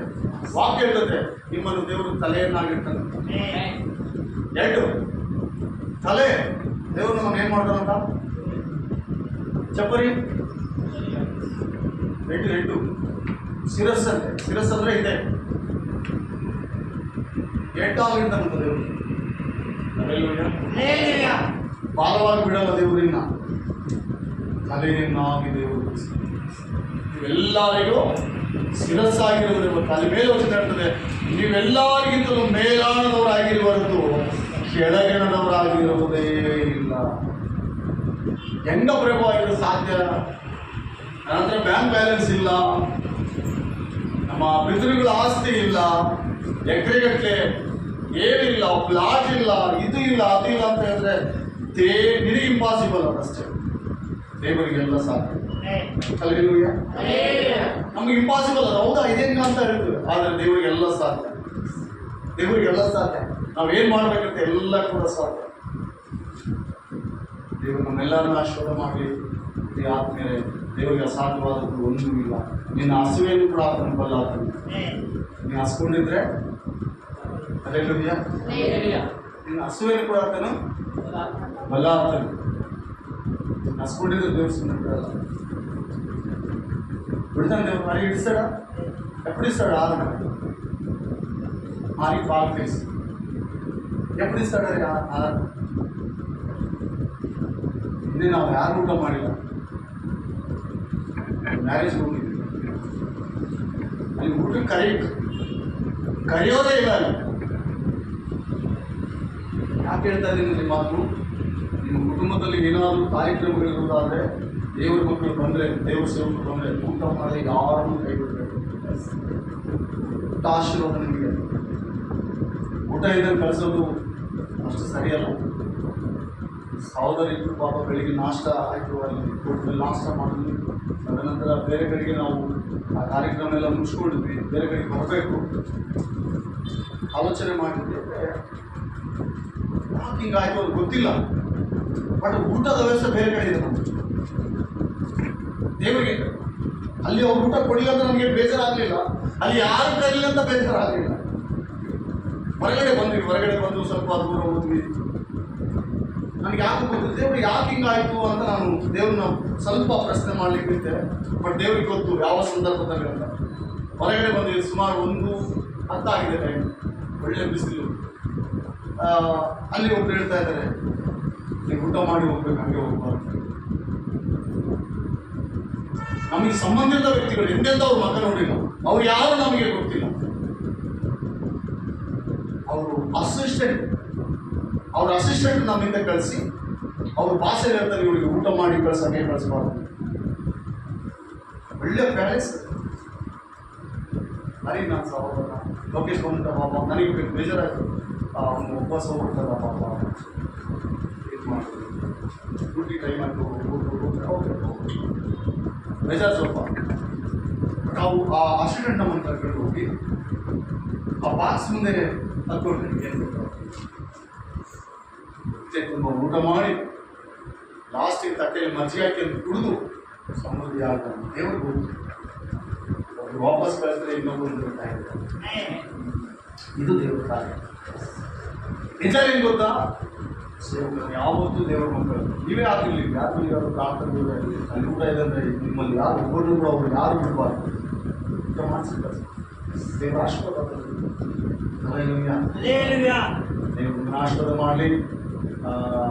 ಪರಿಶುದ್ಧನಾದ ದೇವರು ಇಲ್ಲಿವರೆಗೆ ನಮಗೆ ಸಹಾಯ ಮಾಡಿದರೆ, ದೇವರ ವಾಕ್ಯ ನಮ್ಮ ಜೀವಿತದಲ್ಲಿ ಬಲವಾಗಿ ನೀವು ನಂಬುತ್ತೆಂಬುದಾಗಿ, ಇಂದಿನ ವಾಕ್ಯ ನೀವು ನಂಬುತ್ತೆಂಬುದಾಗಿ ನಾವು ನಂಬುತ್ತಾಗಿ, ಯಾವುದು ಸುಮ್ಮನೆ ಅಲ್ಲ ಬೇರೆ, ಎಲ್ಲ ಕೂಡ ನಮಗೊಂದು ಟೀಚಿಂಗ್. ನಮ್ಮ ಸಂದರ್ಭದಲ್ಲಿ, ಶೋಧನೆ ಕಷ್ಟ ಸಂದರ್ಭದಲ್ಲಿ ಇದು ಒಂದು ಇಂಥ ವಾಕ್ಯಗಳು ನಮಗೆ ನೆನಪು ಭಯ ಬರ್ತಾ ಇದೆಯಾ, ಇಲ್ಲಿ ಜ್ಞಾಪಕ ಮಾಡಿಕೊ. ಯೆಶಾಯ 54:17 ಇನ್ನೊಂದು ದಿವಸ ಕಲ್ಪಿಸಿದ ಯಾರು ಭಯಪಡಿಸ್ತಾ ಇದ್ದಾರಾ? ಓಕೆ, ದೇವರು ನಮ್ಮನ್ನು ಆಶೀರ್ವಾದ ಮಾಡಲಿಕ್ಕೆ ಶಕ್ತಿ. ಹಾಗೆ ಒಂದು ಕರ್ತನ ಈ ವಾಕ್ಯವನ್ನು ಆಶೀರ್ವಾದ ಮಾಡಲಿ. ಒಂದು ಎಲ್ಲ ಕೆಲವು ಸಂದರ್ಭಗಳು ದೇವರ ಪಾದವನ್ನು ಸಮರ್ಪಣೆ ಮಾಡೋಣ, ಪ್ರಾರ್ಥಿಸಿಕೊಳ್ಳೋಣ. ದೇವರ ವಾಕ್ಯಕ್ಕಾಗಿ ಎಲ್ಲರೂ ಕಣ್ಣುಗಳನ್ನು ಮುಚ್ಚುವುದಾದರೆ ಈ ವಾಕ್ಯಕ್ಕಾಗಿ ನಾವು ಪ್ರಾರ್ಥನೆ ಮಾಡೋಣ. ದೇವರಿಗೆ ನನ್ನ ಹತ್ರ ಮಾತನಾಡಿದ್ದು ಎನ್ನುವುದಾದರೆ ಎಷ್ಟು ಜನ ಇದೆ? ಹೌದಪ್ಪ, ನಾನು ಭಯದಲ್ಲಿದೆ, ಸೋಲಿನಲ್ಲಿದೆ, ಕಷ್ಟದಲ್ಲಿದೆ, ಸಂಕಟದಲ್ಲಿದೆ, ಇದು ಆಗ್ತದೆ ಎಂಬುದಾಗಿ ಭಯ ನನ್ನಲ್ಲಿತ್ತು ಅನ್ನೋರು ಯಾರಾದರಿದ್ರೆ ಮೊಣಕಾಲಿನಿಂದ ಎಡಗೈಗಳಿಗೆ ಪ್ರಾರ್ಥನೆ ಮಾಡಿ. ಈಗ ನನ್ನ ಹತ್ರ ಸೂಟಿಯಾಗಿ ಮಾತನಾಡಿ ಪ್ರಭು ಅನ್ನೋರು ಯಾರಾದರಿದ್ರೆ ಕೈಗೆಳೆತ್ತಿ ದೇವರಿಗೆ ಪ್ರಾರ್ಥನೆ ಮಾಡೋಣ. ಇದು ಇಂಪಾಸಿಬಲ್ ಆಗಲ್ಲ ಅಂತ ಅನ್ಕೊಂಡು ಕೊರಗ್ತಾ ಇದ್ರೆ ಮನಸ್ಸಿನಲ್ಲಿ, ಈ ದಿನ ದೇವರು ನಿಮ್ಮ ಹತ್ರ ಮಾತನಾಡಿದ್ದಾರೆ. ಕೈಗೆಳೆತ್ತಿ ಪ್ರಾರ್ಥನೆ ಮಾಡಿ. ಅಂಥವರಿಂದ ಕೈಗೆಳೆತ್ತಿ ಪ್ರಾರ್ಥನೆ ಮಾಡ. ನನ್ನ ಜೀವಿತದಲ್ಲಿ ಇಂಪಾಸಿಬಲ್ ಅನ್ಕೊಂಡಿದ್ದೆ ಪ್ರಭು, ನಾನು ಭಯ ಪಡ್ತಾ ಇದ್ದೆ, ಕಷ್ಟದಲ್ಲಿದೆ, ಕಣ್ಣೀರಿನಲ್ಲಿದೆ, ದುಃಖದಲ್ಲಿದೆ, ನಿನ್ನ ವಾಕ್ಯ ನನ್ನಲ್ಲಿ ಇಲ್ಲದಿದ್ದರೆ ಇದೆಲ್ಲ ನನಗೆ. ನಿನ್ನ ವಾಕ್ಯ ನನ್ನಲ್ಲಿದ್ದರೆ ನನಗೆ ಭಯ ಇಲ್ಲ. ನಿನ್ನ ವಾಕ್ಯ ನನ್ನಲ್ಲಿದ್ದರೆ ನನಗೆ ಭಯ ಇಲ್ಲ. ನಿನ್ನ ವಾಕ್ಯ ಯಾವಾಗಲೂ ನನಗೆ ಬೇಕೆನ್ನುವ ಎಷ್ಟು ಜನರಲ್ಲಿ ಕೈಗೆತ್ತಿ ಪ್ರಾರ್ಥನೆ ಮಾಡೋಣ. ಯಾವಾಗಲೂ ನಿನ್ನ ವಾಕ್ಯ ನನಗೆ ಬೇಕಪ್ಪ. ಇವತ್ತು ಕೇಳಿದ್ರೆ ಅಷ್ಟೇ ಅಲ್ಲ. Hallelujah, hallelujah. ಸ್ತೋತ್ರ ಸ್ತೋತ್ರ ಸ್ತೋತ್ರ ಸ್ತೋತ್ರ ಸ್ತೋತ್ರ. ಪರಿಶುದ್ಧನೇ, ಸರ್ವಶಕ್ತನೇ, ಉನ್ನತನೇ ಸ್ತೋತ್ರಪ್ಪ. ಶಬಬಬರಬಲಬ. ನಿನ್ನನ್ನು ಎದುರಿಸಲು ಕಲ್ಪಿಸಿದ ಯಾವ ಆಯುಧ ಜಯಿಸೋದು? ಜಯವು ನಿನ್ನದೇ. ಈ ದಿನ ನಿನ್ನ ಜೀವಿತದಲ್ಲಿ ಸೋಲು ನಿನ್ನ ಸುತ್ತಲೂ ಆವರಿಸಿರ್ಬೋದು. ಸೋಲಿಗೆ ಶರಣಾಗಬೇಡ, ಪ್ರಾರ್ಥನೆ ಮಾಡು. ದೇವರ ವಾಕ್ಯ ನಿನ್ನಲ್ಲಿರಲಿ. ಜಯವು ನಿನ್ನದೇ. ಪ್ರಾರ್ಥಿಸೋಣ. ಕೇಳಲ್ಪಟ್ಟ ವಾಕ್ಯಕ್ಕಾಗಿ ನಮ್ಮ ಮಧ್ಯದಲ್ಲಿ ಸಹೋದರ ಪ್ರಾರ್ಥನೆ ಮಾಡ್ತಾರೆ.